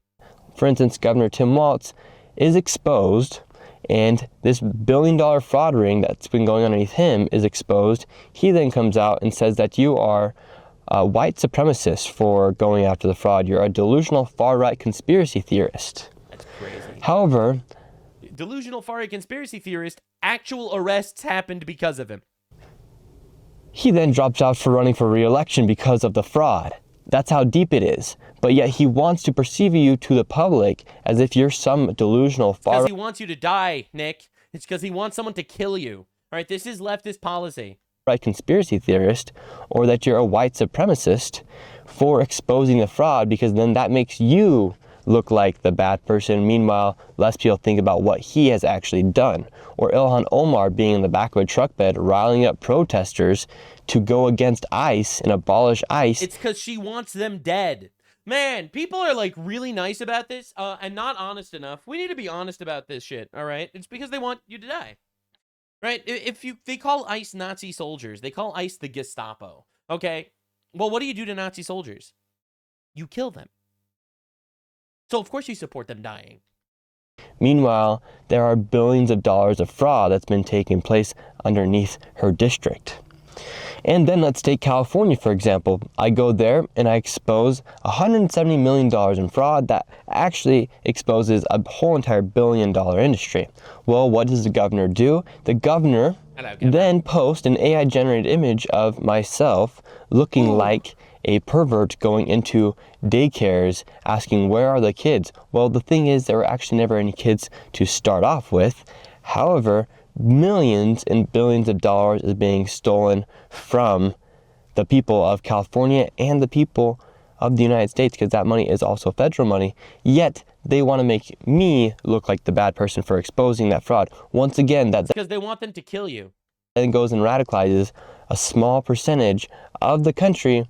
Even if a small percentage of the country is radicalized, let's say just 1%, that is 3 million people. Now let's just say 0.5% of the country is radicalized and they do believe what they hear in the news or what they hear from the people they listen to. For instance, just the idea of letting red capitalist blood soak in the streets. So then let's say that 0.5% of... Bro, they're actual communists. They want a violent communist revolution. They want you dead.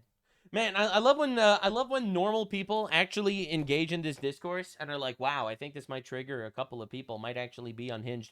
It is mainstream leftist policy that they want you to die. All right, and I feel like a lot of people aren't willing to grapple with that fact because it's really dark, actually. But that's why you have me. I hit you with the dark facts, but they just want you dead. Of the country is I know that probably doesn't make you feel better, but it's true. Radicalized. That is still 1.5 million people. That's a very large size army. Bro, just look at the posts making fun of Erica Kirk with hundreds of thousands of likes. The posts making fun of Charlie Kirk's assassination, hundreds of thousands of likes. All right, like, let's be honest here, and I mean this with love. They want you dead. They actually just want to kill you. They're immoral psychopaths, or they're retarded, but most of them are probably immoral psychopaths. Like, that's a huge amount of people that are then radicalized. And when you're walking around in public spaces where there's thousands of people, all it takes is just one radicalized person to do something crazy. And when you think about... And then you have the left literally injecting these confused hormonal teenagers with infinite drugs, transgenderizing them. All right, grooming them into this ideology where you have all these jihadist Palestinian suicide bombers speaking at different Berkeley College, right, which just happened this week. Failed Palestinian suicide bomber spoke at Berkeley College talking about death to America because America is an imperialist nation that's causing so much suffering in Gaza because Gaza started a war and lost. Now, obviously, we have to somehow pay the price for that, I guess. And then now they have to kill us because we're all evil. All right, and this is literally being taught, and this is the slop being fed to people in college. Okay, all right, just understand what we're dealing with here, man. We are dealing with an actual evil subset of the population that wants to kill you. And unless we actually crack down, law and order style, on this shit, it won't stop. About that, it makes you realize how crazy the political climate here is inside the United States when you have been hearing... And the climate's so crazy. The leftists keep shooting Republicans and the Republicans keep getting shot. It's honestly insane. People on the right be called Nazis, fascist, far right, everything to then make the radicalized 0.1%, even if it's 0.1%. The mentally ill super soldiers of the left to go and fucking kill you. That's still 300,000 people. So you have a small percentage of the country who are quite literally radicalized into believing that they need to go out and kill you. They need to go out and stop you. I love how he's saying, like, it's a small percent. He keeps repeating it. HASAN PIKER has millions of followers, and that is his entire messaging. Right? You really think it's just such a small percent? Because and by the way, this isn't a black pill. Yeah, before you destroy your enemies, you have to be aware of your enemies. And I'm not calling for any forms of violence. I just believe in absolute justice here. I think that if you commit a crime, you got to do the time. I wish Donald Trump was half the authoritarian that the left says he is. Because you are a far right fascist, you are a Nazi, when in reality, you are nothing even close to that.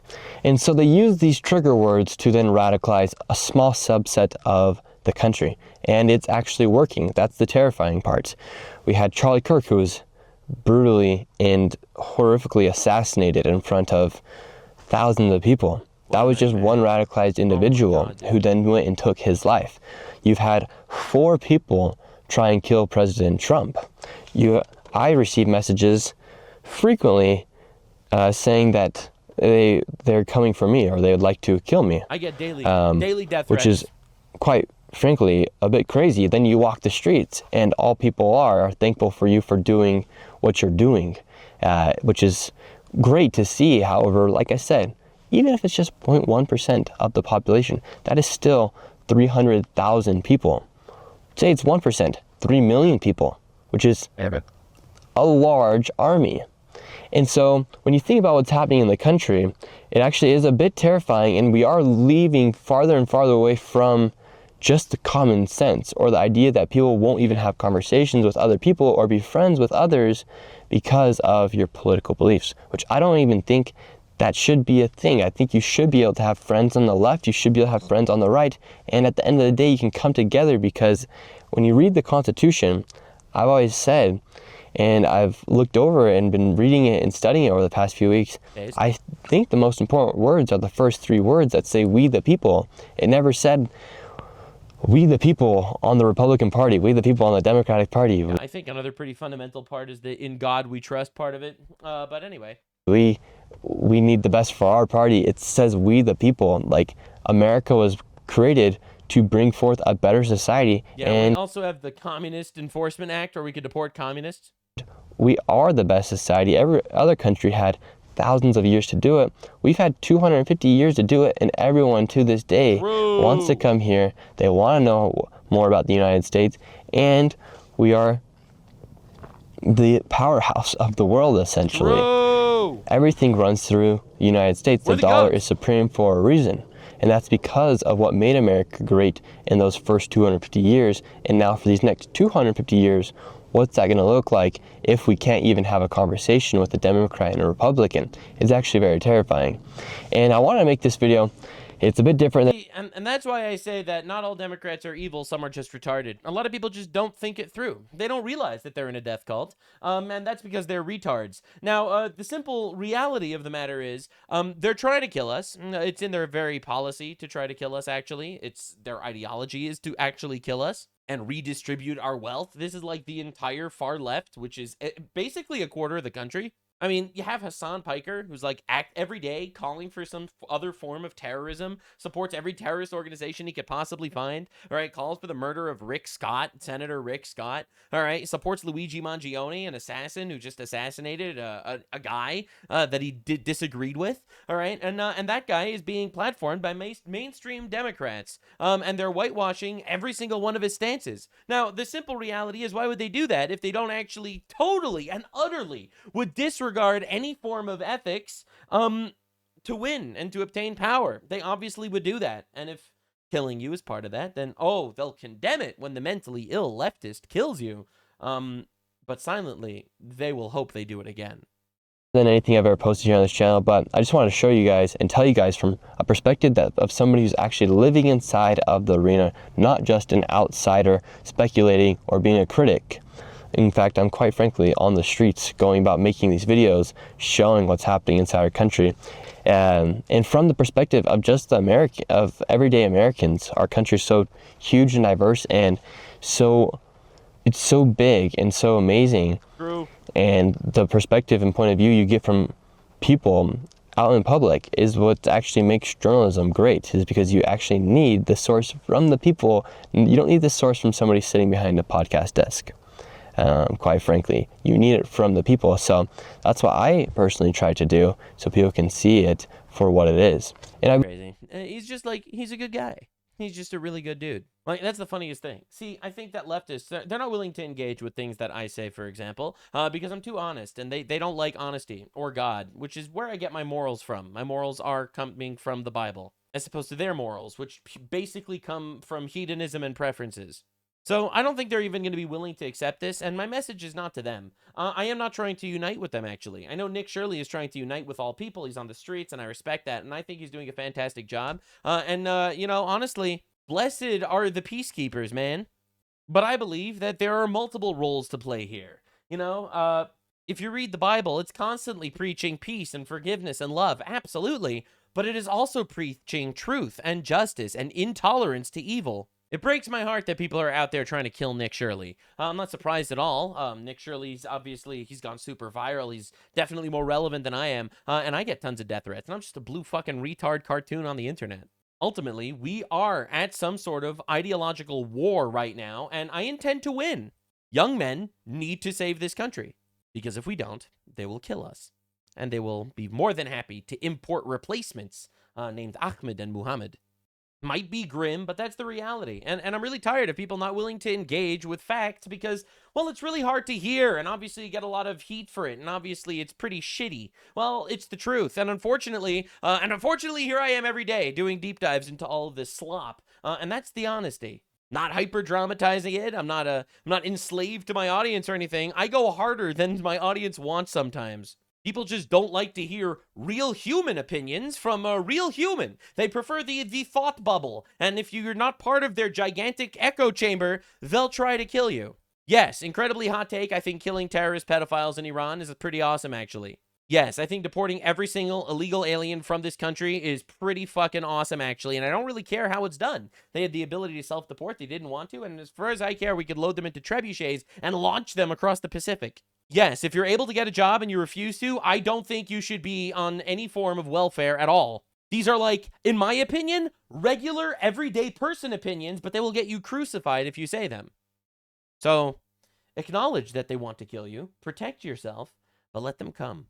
Now, the left is currently in chaos, obviously. It turns out that the radicals on the left, which is like, you know, half of the left these days, actually just kind of want to end your bloodline. But you see, the funny thing is, they don't have a bloodline. Their bloodline ends with them, right? So there is like a massive infighting going on right now because you have leftists being like, well, actually, sacrificing my children on the altar of Moloch is awesome, actually. And then you have other leftists being like, oh my God. These people are like evil. Oh my God, I can't believe it. So Shuan had just dropped a video on the male protector fantasy. You know, how men actually ultimately want to be men and how women ultimately want to be women. And society is convincing you that actually, no, you should be aborting your babies and castrating your children. All right, so lock in, boys and girls. Civil war, leftoid civil war going on. That's what we're here for. Your eggs. Uh-oh. Oh God. Oh boy. Eggs are drying up. True. If you're a woman online, you have probably heard that many times. True. Perhaps this image haunts you at night. I think humiliating people is actually a very effective policy. It is a true fact that women's fertility begins to decline at age 30, and they suddenly wake up and get what we call baby fever. But what about the men? Do they? Thank God for God putting baby fever into women, am I right, guys? Or they would just be radicalized to oblivion forever. Sperms rot? Do their balls shrivel up into little raisins and die? Do they wake up one day and get baby fever? Do men have a biological clock in the same way women do? I've briefly joked about this in videos before. In fact, a clip of mine from a video I did a few months ago actually went viral recently thanks to the VTuber Smugalana. Ah, yes, the male biological clock. It's not physical, but spiritual. Men will deny this, but they absolutely have a biological clock. It may not hit in your teens or your 20s, but one day you're going to have a dream. You have a little daughter making you pancakes with your wife in the morning, and you're not going to be able to get it out of your head. I'm not going to lie to you. It's heaven. I'm sorry. Nothing will radicalize you in the universe like having a child that you love so much that you would protect and give your life for at all costs. And that's why I say that obviously only a heterosexual marriage needs to have the right to vote. I'm sorry, man. You just don't get it.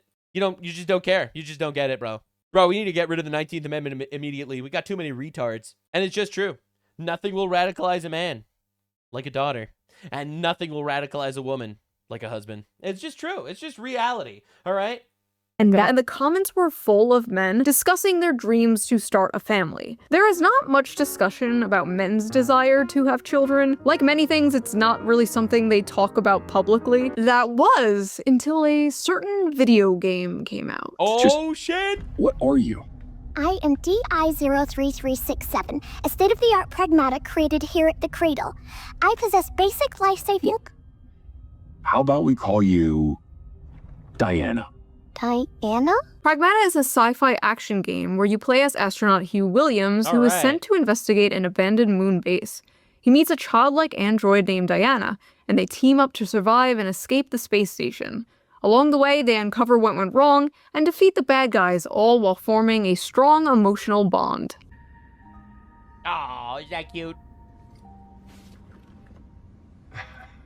Bro, when they just look at you when you come into the room and they smile. They wake up and they're crying because they want you to show up, and then you come into the room and they stop crying and they just smile.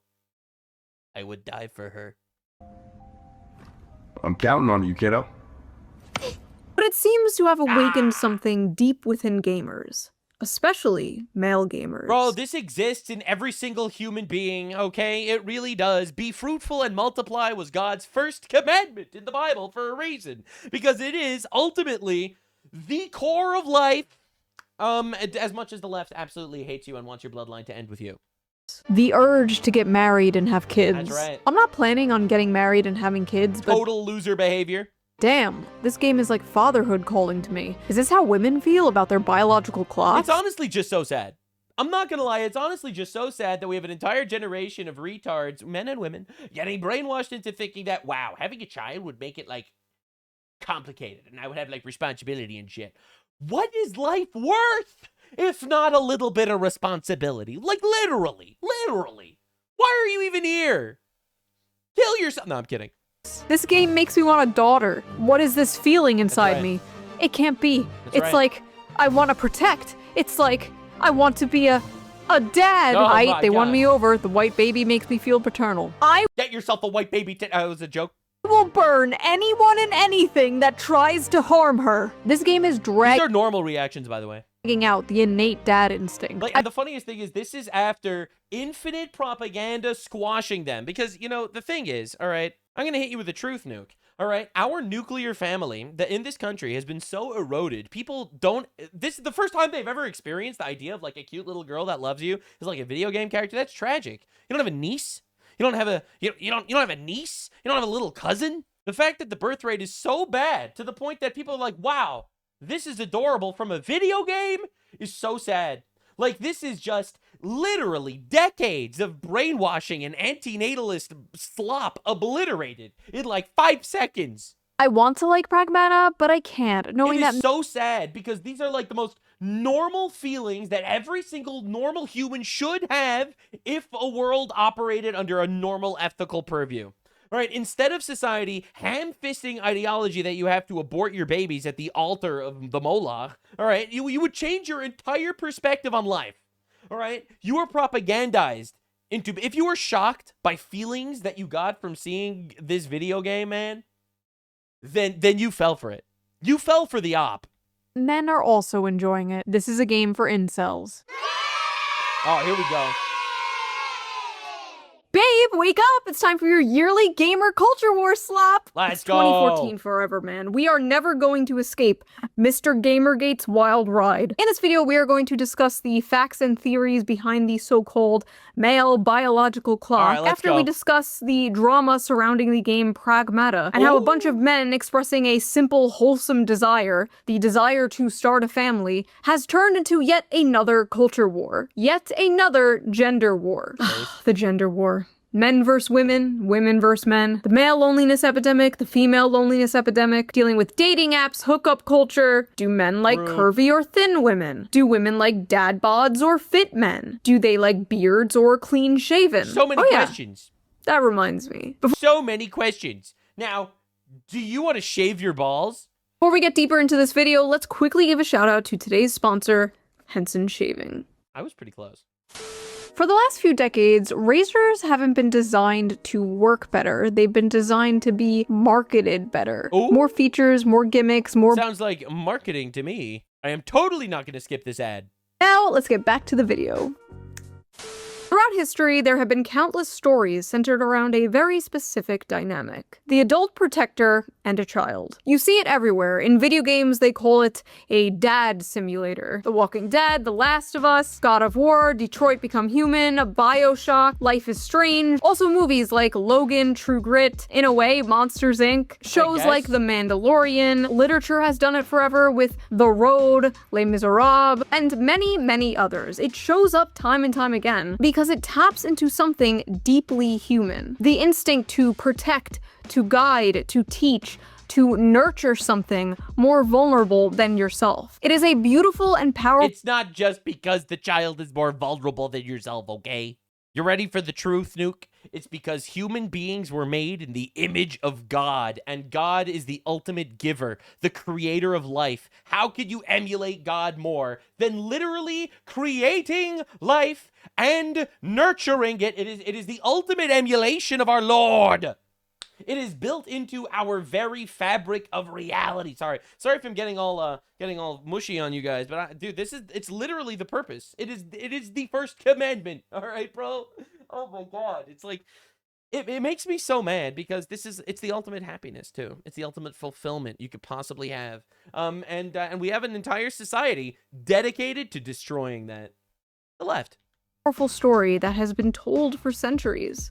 And you're like really weird and an incel for enjoying it, actually. Incel game. If you buy this game, I'm gonna assume you are a pedophile. I feel like it's a breach of ethics at this point to design child characters for an audience of majority male gamers. Like, let's stop with the defenseless girl. You want a child? You're probably a pedophile. The big strong— The totally normal transgender individual who's convincing his 8-year-old cousin to also be transgender. Strong man has to protect. This reeks of sexism and control. I hate these father simulator games. They always give me the creeps. This is I have a solution. You should cry about it. genuinely fascist propaganda and gives me pedo vibes. Yeah, I love the casual leftist making fun of the assassination of an innocent father. Wouldn't it be cool if I sneezed right now? Damn. Fascist propaganda. If this is fascist propaganda, slap me and call me Adolf. Zoomer women really look at a wholesome— Bro, we gotta remove voting rights immediately. I'm sorry, man. I don't want people to think that, hey, being a dad is awesome, actually, is fascist propaganda. Bro, you shouldn't have the right to vote. Game involving a child and wait, what the f is low genuinely? Oh, you didn't know that trend? Ever since Charlie Kirk was assassinated, they keep coming up with funny ways to make fun of an innocent assassinated father and humiliate his wife, his widow, and orphans. You didn't know about that? Oh, you didn't know that the left is actually just an evil death cult? Well, anyway. Hearing about toxic masculinity for the past 15 years now, finally a topic comes up where it's overwhelmingly positive masculinity. And what is the response? I think the funniest thing about the pragmatic— because it turns out most toxic masculinity is positive masculinity also. That's the truth, Nuke. All right, it actually is positive masculinity to be someone that actually has a drive to become the best. All right, I'm sorry, I don't want to be that guy, but being competitive, which is a toxic masculine trait, is actually pretty fucking awesome and leads to innovation throughout all of society, which is why almost every single invention ever throughout all of history was made by a man, because men have a drive that women don't. Men and women are biologically different. I'm not saying one is better than the other. Both are equal, made in the image of God, and serve different purposes. In this hyper-feminized bullshit reality, are convinced that a lot of masculinity is toxic, but actually, the toxic traits, as they call them, are actually fucking awesome. controversy is that those incels genuinely think they could ever get near enough to a woman to impregnate one. It's checkmate, motherfucker! Not nuanced. Pragmata is blatant pedophilia catered to male gooner gamers. Why are people thinking this is sexual or makes you a pedophile? Because men are notorious for being peds and disgusting humans? Even George Floyd? They sexualize everything? You are not very smart. A lot of— and I love doing that. Loser males who often turn to all gaming men are bad. Even George Floyd? It is an unconscious strategy to avoid competing with chat, as well as complementing their own pure adjourniness. Right. Stalled development. Right, what? Y'all are full of shit talking about dad I love how she didn't censor the trans flag. Based. instincts and whatever. We know why the f you want to play the game. You want to crack the little blonde bimbo What the slut. fuck? What? This character— Are you that surprised, bro? Every accusation a confession? Is with the pedo flag in the fucking bio? Character design creeps me out. Why does she look like a doll? Why is this blonde child with a blowout running around barefoot? I've not yet played the game. Is this expanded on in the plot? Or is this just eye candy for creeps? I feel like I'm going insane.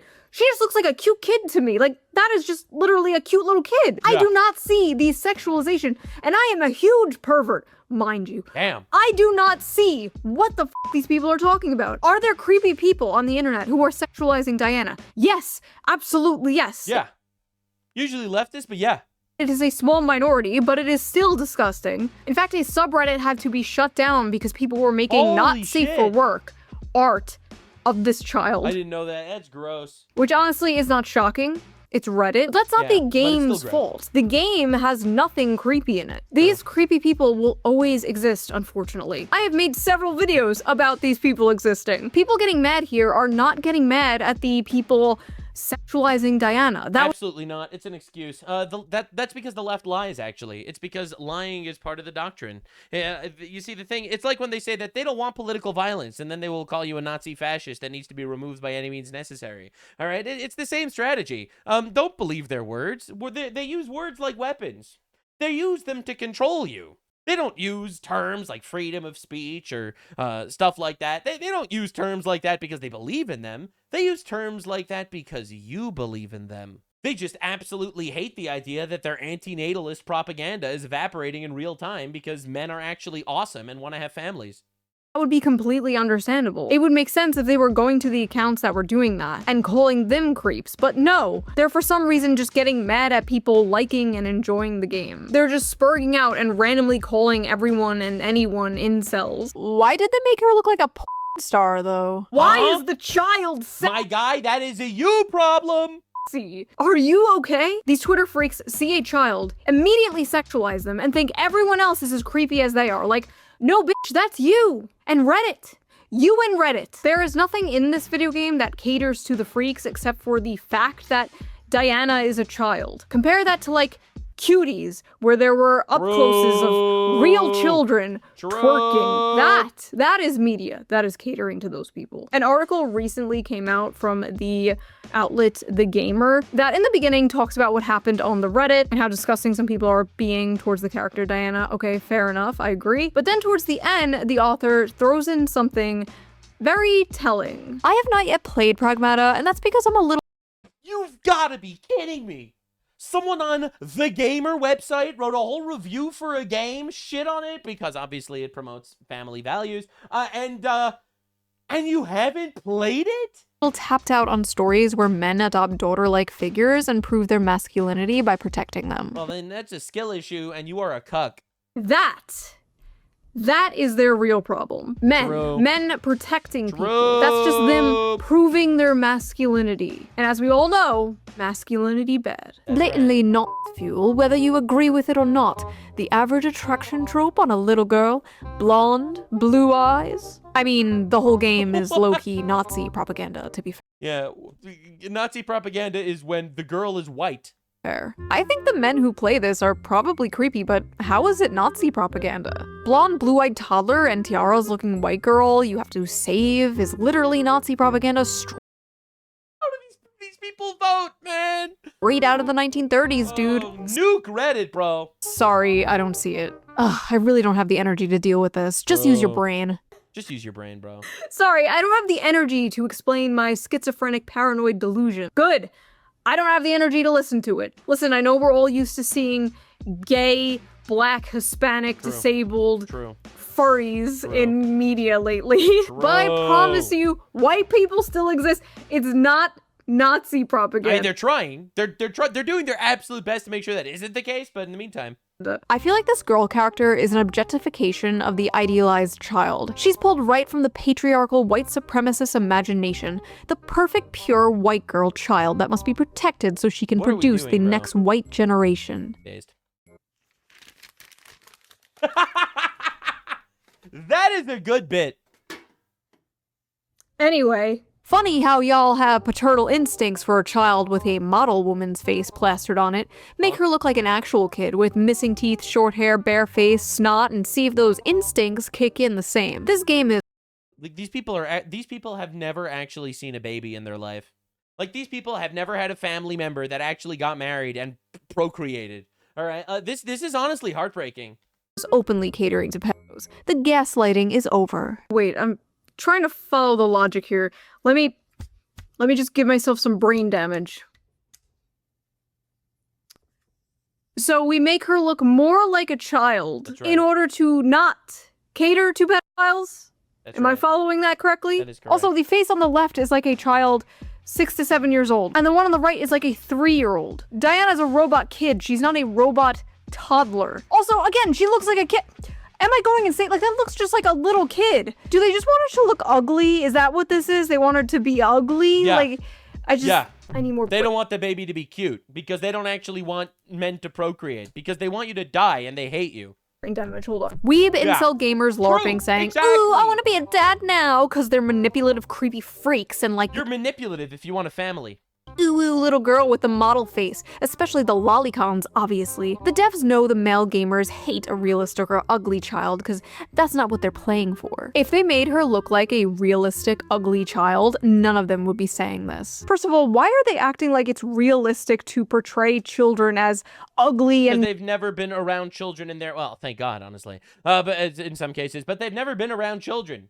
They've never actually had to do anything to raise a kid or babysit their family's child or whatever. They've never even had to engage with this. They come from the straight up leftoid propaganda shithole that they were groomed into believing. It's not natural to be like, hey, I don't think people should actually procreate. We should abort our children and castrate them. I don't think that's a normal, natural development for people unless they were groomed into this ideology. And so any family that got them there sees it that way. disgusting. Children are not ugly and disgusting. Like, they're cute and adorable. They are. That's just true. And none of these people would ever understand that. And that's tragic. It really is. It's tragic. It really is, bro. That's what they're known for. Like, yes, she's made to look cute. Yes. That's how you know this game was not made by Western video game developers. That's how you know there was no Liliths on the dev team here. You guys would lose your shit while playing BioShock. Actually, BioShock is a really good example of this design working right. The little sisters are all gross and have gray-green skin. No, you don't understand. Everything around me must be ugly as f***, or I will furiously start— You were convinced by a generation of propaganda that having children sucks. All right, I just feel like that has to be what we're looking at here. Like, every single TV show, the kids are all annoying, and the parents don't have time to rest, and they can't sleep, and they're tired, and they're working so hard, and the kids are annoying, and they're blowing shit up. All right, this is what every single TV show and movie is about. All right, and I feel like people have actually been groomed into this mindset where they think kids are little demons. Kids are awesome. They're the best part of your life. Masturbating. This all sounds like 2014 discourse, because it is 2014 discourse. Please don't let there be Gamergate 2.0. Who's going to be the shoe on head 2.0 to emerge from the Gamergate 2.0? If she's listening now, she's gonna be a VTuber. Just, this might sound very vague, but don't. That thing? Don't do it. Don't do it. Don't do it. Phew. Thanks for talking to me all the time. Ta-da! Is this supposed to be when we first boarded the tram? Uh-huh. I drew it. It's for you. Look at that. Yeah, protecting children and giving them happy lives, that's fascism. I don't know if you got the memo. You wrote your name, too. Not half bad, kiddo. This robot girl makes me uncomfortable, and the fact that I haven't seen female gamers fawn over her is interesting. I've seen more clips of her and that man, and that is not how kids behave. Something weird is going on here. The something weird going on here is you, ma'am. You are the something weird. Men like the father sim— It's honestly shocking how these people are just so divorced from reality.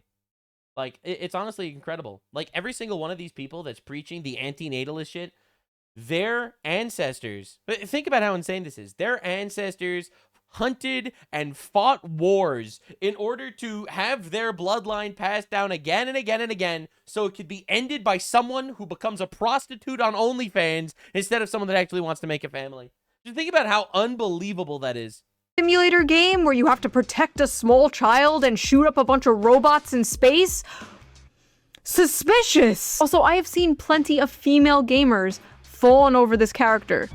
Me. Yeah. Okay. Everything's all about you. Who would win? Decades of anti-natalist propaganda? There it is. One little bean. There were even women cosplaying as her. And when women even expressed how cute they thought Diana was, they're also met with this. Oh my god, Diana is so precious and adorable. I'm gonna love this game. Thanks for telling everyone why you want to play the game, before you make up some other excuse to hide your pedophilia. These people are incredible. They're incredible. What? Water guns are the best. I like it just as much as crayons. I like how the sand feels on my toes. I press down and sink in. Children don't act like this. This is how someone who fetishizes fatherhood wants children to behave. These people are actually retarded. Kids are awesome. When they figure out something new for the first time, when they figure out how to flip over, when they figure out how to hit the button and the fucking animal pops out of the box or whatever, like when they do it for the first time and their face lights up that they made that happen, they experienced this new thing, it is unbelievable. These people are so miserable, it's insane. To normal people, it's actually deeply off-putting. The best part was all the actual parents. Hi, I don't have children. I'm a whore. I'll never have children. I aborted 3 of them already because I love baby murder. I'm going to explain to you how children are awful, actually. You should believe me. I have so much life experience. I've killed more babies than you could possibly imagine. Yeah, I'm definitely going to take your word for that, whore. Like, replying to these people like, yeah, no, that is literally how my 5-year-old acts. Like, yeah, no, that's pretty accurate. Fetishizing you mean the human desire to procreate and start a family? Oh, you want to meet a woman and settle down and have a family? Maybe have a house, Fascist. 2 dogs. What a Nazi. You sick f***. We've reached radioactive levels of incel propaganda.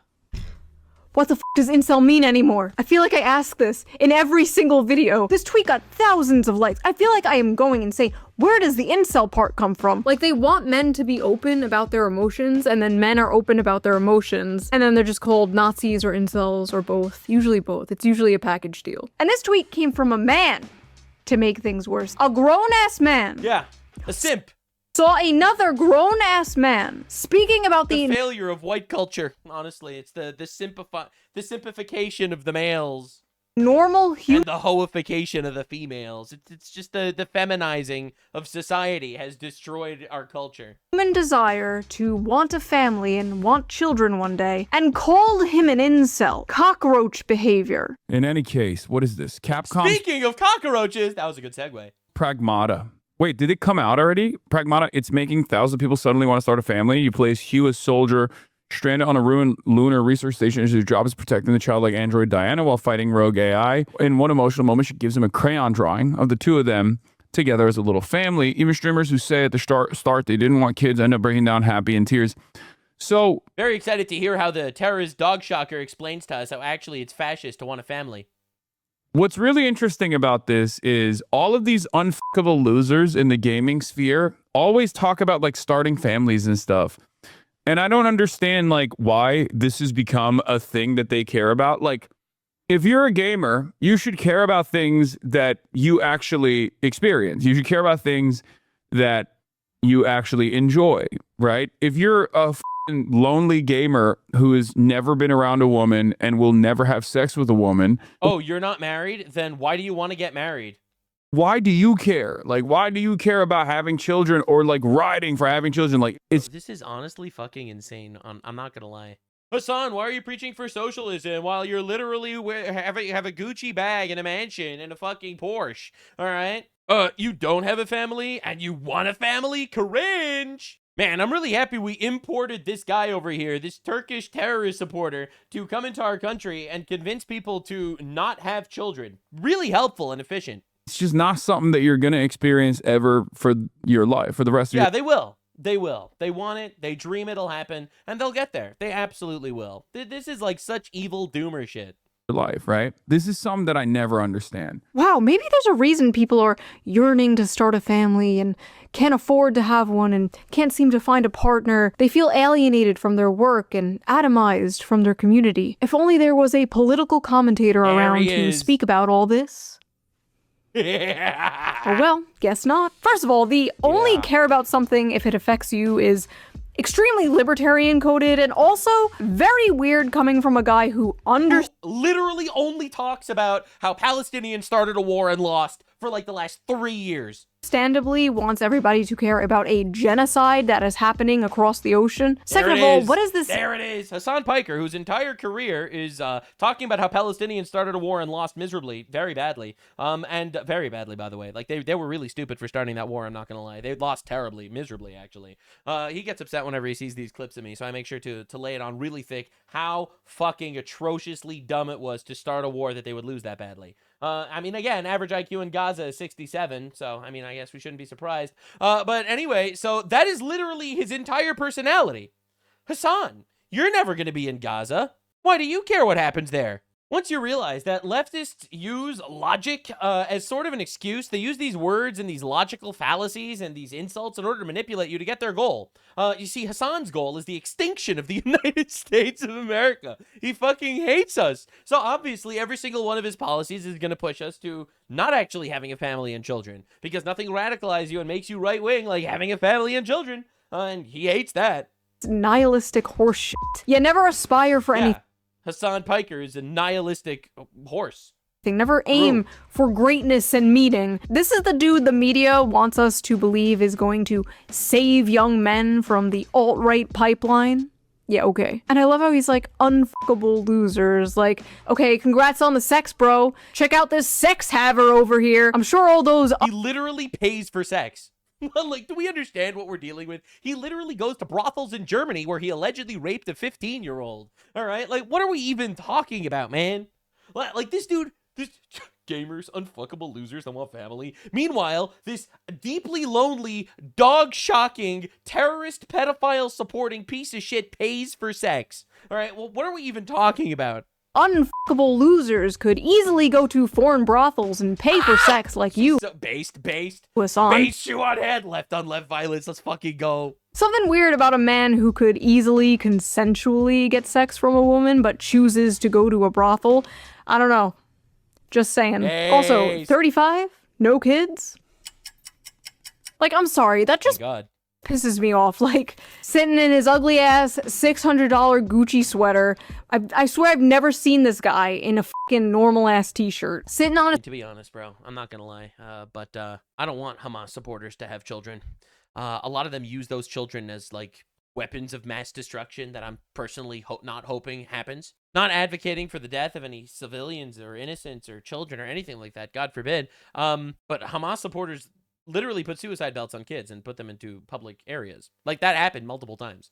His high horse, looking down at people for wanting something more out of life. I don't understand how someone could be so mentally mind-raped that this is their reaction to such, like, a simple, wholesome concept. Like, literally, no joke, the idea of white American men being happy disgusts him. And it's just such a, like, visceral reaction. He has to crash out about it. Meaning of life is somehow confusing to Hasan Piker, anti-natalist. If I saw a child that trans flag looked like that, I'd probably attack it. I felt like trans flag. They said, like, it's crazy. Hitting her. The right-wing nutjobs seeing this and feeling paternal instincts are just predators. The only instinct I feel as a man right now is self-defense. I want to kill it. Ah, yes.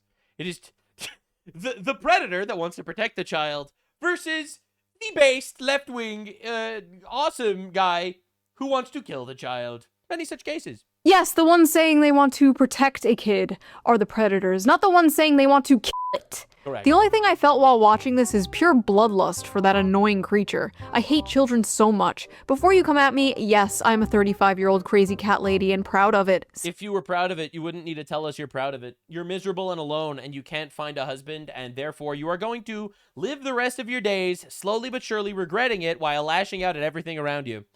We know, we've seen your type before. Stay mad. First of all, every time you see a little smiley face like that, that's how you know that person is madder than they've ever been in their entire life. Listen, obviously if you simply don't want kids, that's fine, like whatever, Sure, you'll die alone and miserable, that's your choice. Everyone wants kids, not everyone wants to be a parent. But the a lot of people are stupid and regret it. Societal attitude, the difference between men and women here, how they handle this situation is so, like, fascinating to me. I'm probably never having kids. I'm probably gonna play video games for the rest of my life. I'm probably gonna be as hot for as long as I can. And I'm probably gonna keep making money. That's probably what's gonna happen. And she'll be deeply miserable and alone. Hell yeah, dude. That's what you're signing up for. The next 40 years until people are just gonna keep being mad at me about it. Menopause is gonna hit me like a brick wall, but at least I will be getting the bag until then. You don't want kids? I'll do it whenever I want. I don't think What is the purpose of life? You know, like, well, why do you exist, man? I'm running out of time. Absolute delusion. That's I feel right. like a lot of men in this situation are like, damn, I wish I had a family. That sucks. Women overcompensate and they pretend to be proud of it, and it just comes off as really kind of sad. And I guess it's like, as a woman for a long time, it's like, oh, you're too young to have kids. Don't have kids. It will ruin your life and your body and your career. Don't have children. And Insane society L. then all of a sudden you hit a certain age and it's like, your eggs, ma'am. I get it. It's frustrating. I get it. I hid my pregnancy from the internet. Nobody knew I was pregnant. Based. Well, some of you guessed. Yeah. Because I was fat as f. But anyway, I hid it from the internet. And while I was like 5 months pregnant, I was getting tweets from like groypers and shit like, TikTok, your eggs are drying up. But this like, you haters, I got my cats. Enough. Stop spreading that attitude. It Stop is being a crab miserable. in a bucket. Like, even if you don't have children, that's fine. You could find other meaning in your life, obviously. Anyway. But don't encourage that type of mindset. The amount of anti-natalist propaganda young men and young women see nowadays is like insane. It's baffling. It's really baffling. But the biggest anti-natalist propaganda has to be like $3,000 rent, $2,000 daycare, and student debt, honestly. Yeah, honestly. If we're being honest. It's just sad Not because, wrong. like, through all of history, like, imagine your ancestors. They've been through, like, war and famine, and you're just gonna end your bloodline because the rent is too high. But it's Literally. understandable. They don't feel like they can support a child. They can barely support themselves, especially on one income, like how it used to be. Those days are gone. You know, if I was president... Yeah. Why did that happen? Huh? Why do we need 2 incomes now per family? What changed? It's like, I love how everyone's like, yeah, wow, society is so bad, now we need 2 incomes. Yeah, well, how did that happen exactly? Whose fault is that? And I wanted to make America great again. That would be the thing I focus on the most.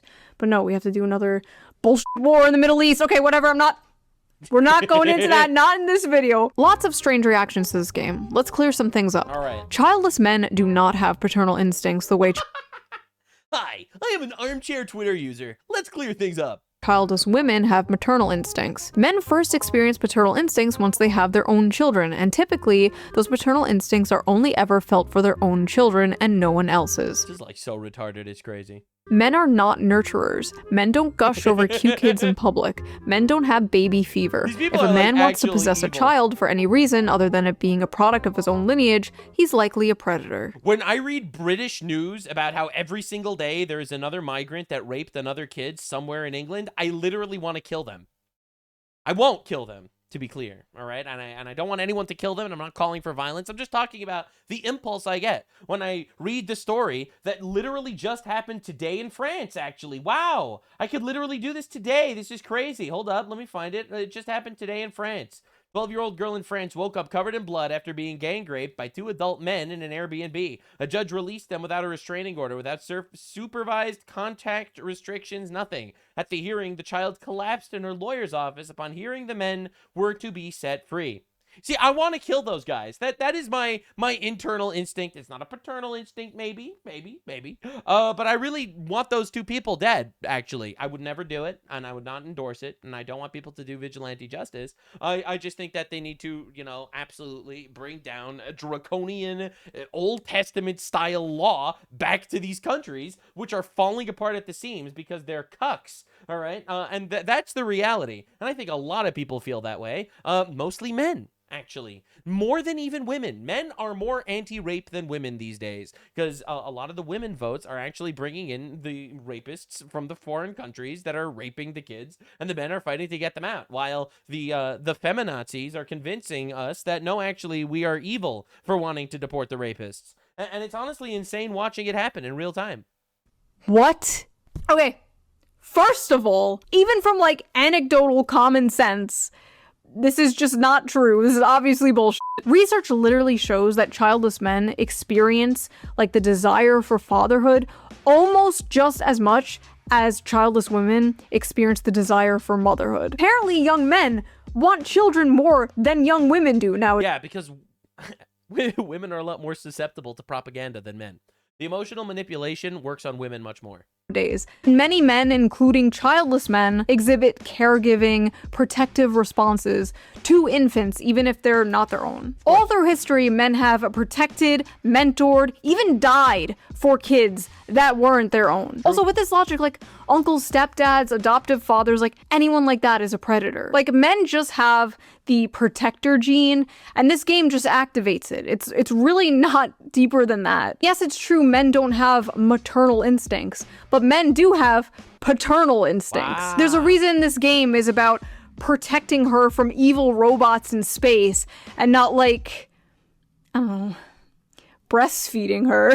Yes, women and men are different. And I like a huge factor. I wouldn't play it if it was like that. In this very popular trope is that the man gradually develops paternal instincts over the child despite his stoic, emotionally distant, masculine nature. These gamers are experiencing that through the main character. If Capcom's goal with Pragmata was to make everyone who plays this game want to be a parent, then they've done an amazing job. I always sit back when Diana starts playing and think to myself, so this is what it's like to have a daughter? She's so cute. And for the record, yes, that is what having kids is like. It's also not so fun stuff and lots of responsibility, but the good parts completely outweigh the bad and make it all worth it. There were hundreds of tweets from people, mostly childless people, mind you, being like, that's not what having a child is like, actually, you stupid gamer. It's actually terrible and awful. Men like this view having a daughter like having a pet dog. Once she grows up and isn't a cute little girl anymore, they'll begin to resent her. These people are like so fucking retarded. It's crazy.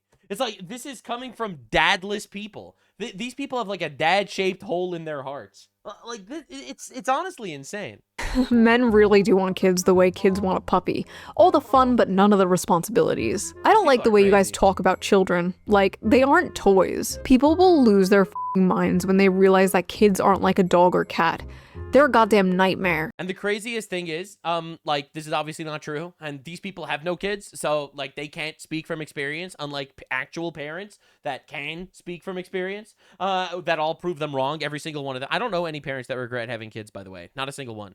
See, I regret the fact that HASAN PIKER's parents had kids, but that's really not the same thing. Because cockroach fornication is not really one of my strong suits or passions in life. The truth of the matter is, this all comes downstream from culture. This is literally all, like, Hollywood gay propaganda. All of it. Watching a child play with a toy and actually raising a child are two completely separate things. Kids are adorable when they're calm and playful, but little demons when they're screaming, snotting, and destroying your shit and keeping you up at night. All right, I'm gonna hit you with the truth nuke. Anything in life that's worthwhile takes effort and work. That's just reality. Right, and these people want to coast on endless slop and free shit and entitlement garbage. Men really think having children is easy and fun. It's not so fun when they're pissing and shit and crying nonstop. Do you have kids? No, and I got my tube side 3 years ago, but thanks for asking. These people are miserable, lonely retards. Wow, Diana's so cute. Maybe I want kids one day. Did you know they poop and pee and cry? Why this compulsive need to counter-signal this? Because they hate life and they're anti-God and they've fallen for the shit and they regret their life decisions, and instead of actually taking accountability, one of women's notorious powerful traits is taking accountability. They're really good at it, notoriously. And so instead of doing that, they would much rather make everyone else miserable too. Watching a fictional kid play with toys for a few seconds and thinking that's what it's like raising an actual human being is probably a sign you have zero idea what it really looks like being a parent, and you should not base your decision off a video game character. Wait, this community note. OP is an e-girl with an OnlyFans. You stupid gamers don't get it. Doom scrolling TikTok and having multiple failed situationships is true happiness. By the way, she's a whore, based.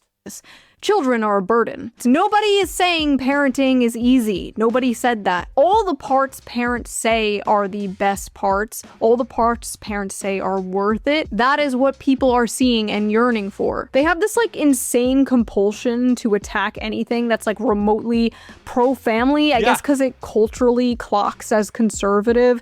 Because they hate God. Because we're in a spiritual war. Or culture, or conservative, or, you know. So you have to just shun it and mock it, or else you're doing a fascist. Because they're deeply miserable people themselves, and misery loves company.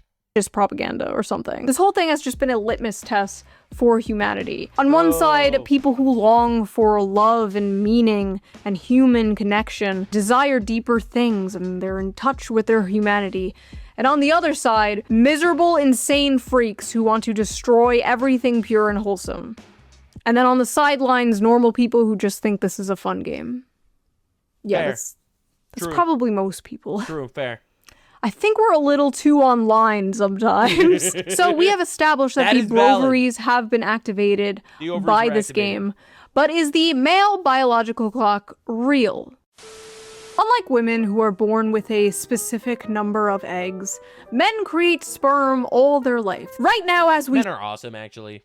speak, your balls are creating sperm. True. Men can technically get someone pregnant all their life. And by someone, I mean a woman, not a femboy. You can't get a femboy pregnant. Stop trying. Sperm quality tends to decline over time. Lower sperm count and more DNA damage to the sperm occurs. These changes usually start after 35 to 40 years old. So as men age, the risk of passing on genetic mutations increases. Similar to maternal age, higher paternal age has been associated with autism, schizophrenia, so basically being a By the way, at really, really, really small percentages, and also it's very easily testable. One-head fan, and other rare genetic disorders, as well as the chance of miscarriage rates being higher. So when red pill manosphere people tell you like, oh, you have all the time in the world to have children, bro, focus on yourself, queen, get that bag, like, technically they're correct. Physically, you do have— Are they correct, though, technically? You really think society is better now that every family needs a two-parent income in order to survive? And the mom ends up needing an income now, so she needs to work until she's 40 before even thinking about having kids. Like, really? Do you think that is better for society, actually?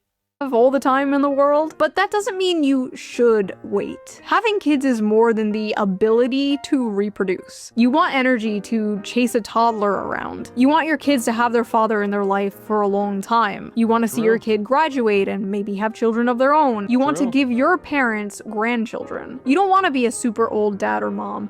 But if that's how it happens, that's how it happens, and that's great. True. Life's different for everyone, obviously. Life is not a Hallmark movie, but it should not be the ideal for men and women. Like, if you are in a stable relationship, get married and have kids. The ideal for men and women is that, you know, obviously everyone is able to follow their dreams and stuff like that, but that includes having children.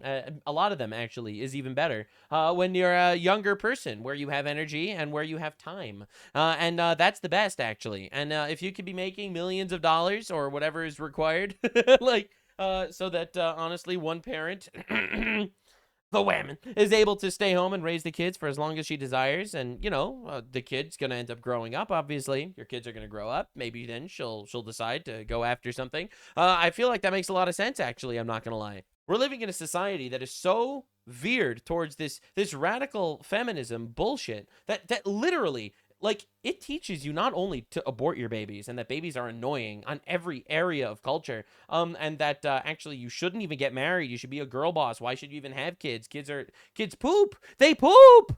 But, like, they don't even welcome it as an option to have kids before you're 30. All right? Like, you need a job, and your husband needs a job in order to survive in this economy where both people need to work, obviously. And you're really going to sacrifice your life to have a child?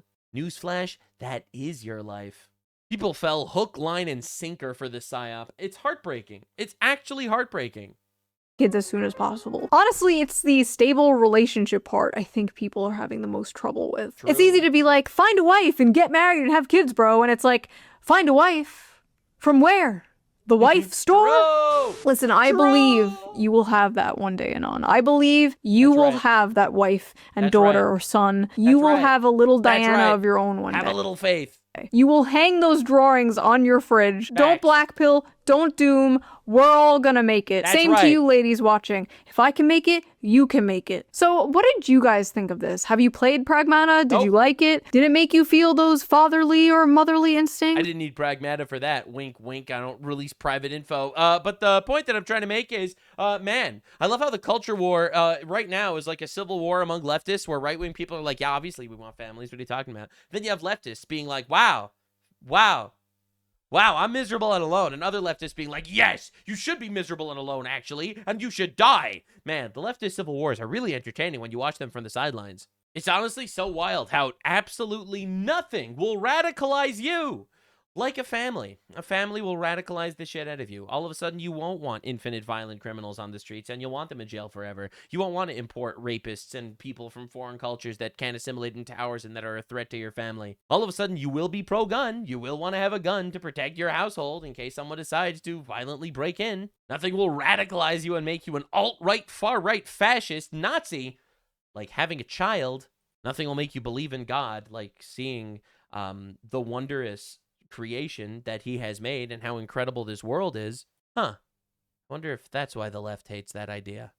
Food for thought. Well, that was fun. Definitely subscribe, obviously. And the truth is, and the right messaging is, you will make it. Of course you'll make it. Your ancestors have made it for thousands of years. It's not going to end with you if you don't want it to. It might seem bleak, but it is not. It is a beautiful world, and you're going to get your ass up. You're going to make something of yourself, and you are going to build a beautiful family. Praise God. Amen. But you have to want it.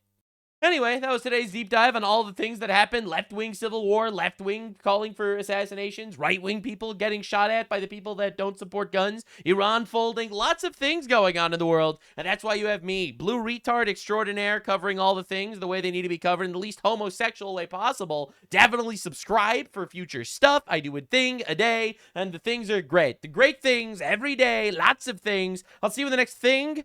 Big appreciation to all the people watching. You guys are incredible. You really are. Honestly, you guys are awesome. Link, of course, to the show on head in the description. That was a great video. And honestly, most importantly, I'm grateful for you guys. You guys are awesome. Thank you. You are incredible. I made a career out of this. I work very hard, and I am grateful that I have an audience that helps me actually raise a family by trying to be as honest as I can and make fun of retards and shaming dumb fucks on the internet. You mean the world to me. Couldn't do it without you, quite literally. Thanks so much. Anyway, that was enough squishy shit. All right, that was enough squishy shit. All right, I'm not gay. That's ridiculous. I'm not a freaking homosexual.